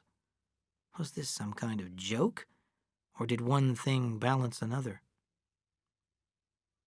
On May 28th, 1918, American soldiers carried out their first important assignment of the First World War. The 1st Division, General Bullard commanding, was ordered to capture the village of Cantigny on the high ground overlooking the Avre River Valley. The attack was a complete success, and the French government congratulated them. Spring was late that year in the Salinas Valley. Cal and Abra went on a picnic in the Gabilan Mountains to gather wild flowers at the end of May. When Cal returned, all of the lights were on in the Trask house. Adam's door was open, and the sound of voices came from his room. What's going on? Asked Cal. Lee looked at him and swung his head toward the table where the open telegram lay. Your brother is dead, he said. Your father has had a stroke. Dr. Murphy came out carrying his bag. How is he? Cal demanded. I'll tell you all we know. You're the head of the family now, Cal. Do you know what a stroke is? This one is a leakage of blood in the brain. Certain areas of the brain are affected. He can't move his left side, and the right side only a little. In other words, your father is nearly helpless. Can he talk? A little. With difficulty. Don't tire him. Cal struggled for words. Is he going to die? We don't know. He might live for a week, a month, a year, even 2 years. He might die tonight. Cal walked into his father's room and sat down beside the bed. Adam's eyes were calm, aware but not interested. Cal said, "I'm sorry, Father. Can you understand me?" Adam's eyes did not change or move. "I did it," Cal cried. "I'm responsible for Aaron's death and your sickness. I took him to Kate's. I showed him his mother. I don't want to do bad things, but I do them." He put his head down on the side of the bed to escape the terrible eyes, and he could still see them. He knew they would be with him, a part of him, all of his life. Lee came into the bedroom. "Cal, what do you want?" "Go to Abra." Cal and Abra walked slowly down the street together. Cal said, "Abra, I've killed my brother, and my father has had a stroke because of me." She took his arm and held it tightly with both hands. Cal said, "Didn't you hear me?" "I heard you." "Abra, my mother was a whore. I've got her blood, don't you understand? What shall I do?" "We're going back to your father's house," said Abra. Lee and Cal and Abra went into the bedroom together. "Adam, can you hear me?" asked Lee. The blue eyes closed slowly, then opened. Lee said, "Thank you, Adam. I know how hard it is. I'm going to ask you to do a much harder thing. Here is your son Caleb, your only son. Look at him, Adam." The pale eyes looked until they found Cal. Lee's voice continued, "I don't know how long you will live, Adam, but your son will live. He will marry, and his children will be all that remains of you. He acted in anger, Adam, because he thought you had rejected him. The result of that anger is that his brother and your son is dead. Your son is marked with guilt, almost more than he can stand. Adam, please forgive him. Don't leave him alone with his guilt. Adam, can you hear me? Forgive him." A terrible brightness shone in Adam's eyes, and he closed them. Lee said, "Help him. Give him his chance." Adam's breath came quick with the effort, and then slowly, his right hand lifted an inch, and then fell back. Lee whispered, "Thank you, my friend." Adam's eyes opened, and he tried to speak. His whispered words seemed to hang in the air. "He has the choice." His eyes closed, and he slept.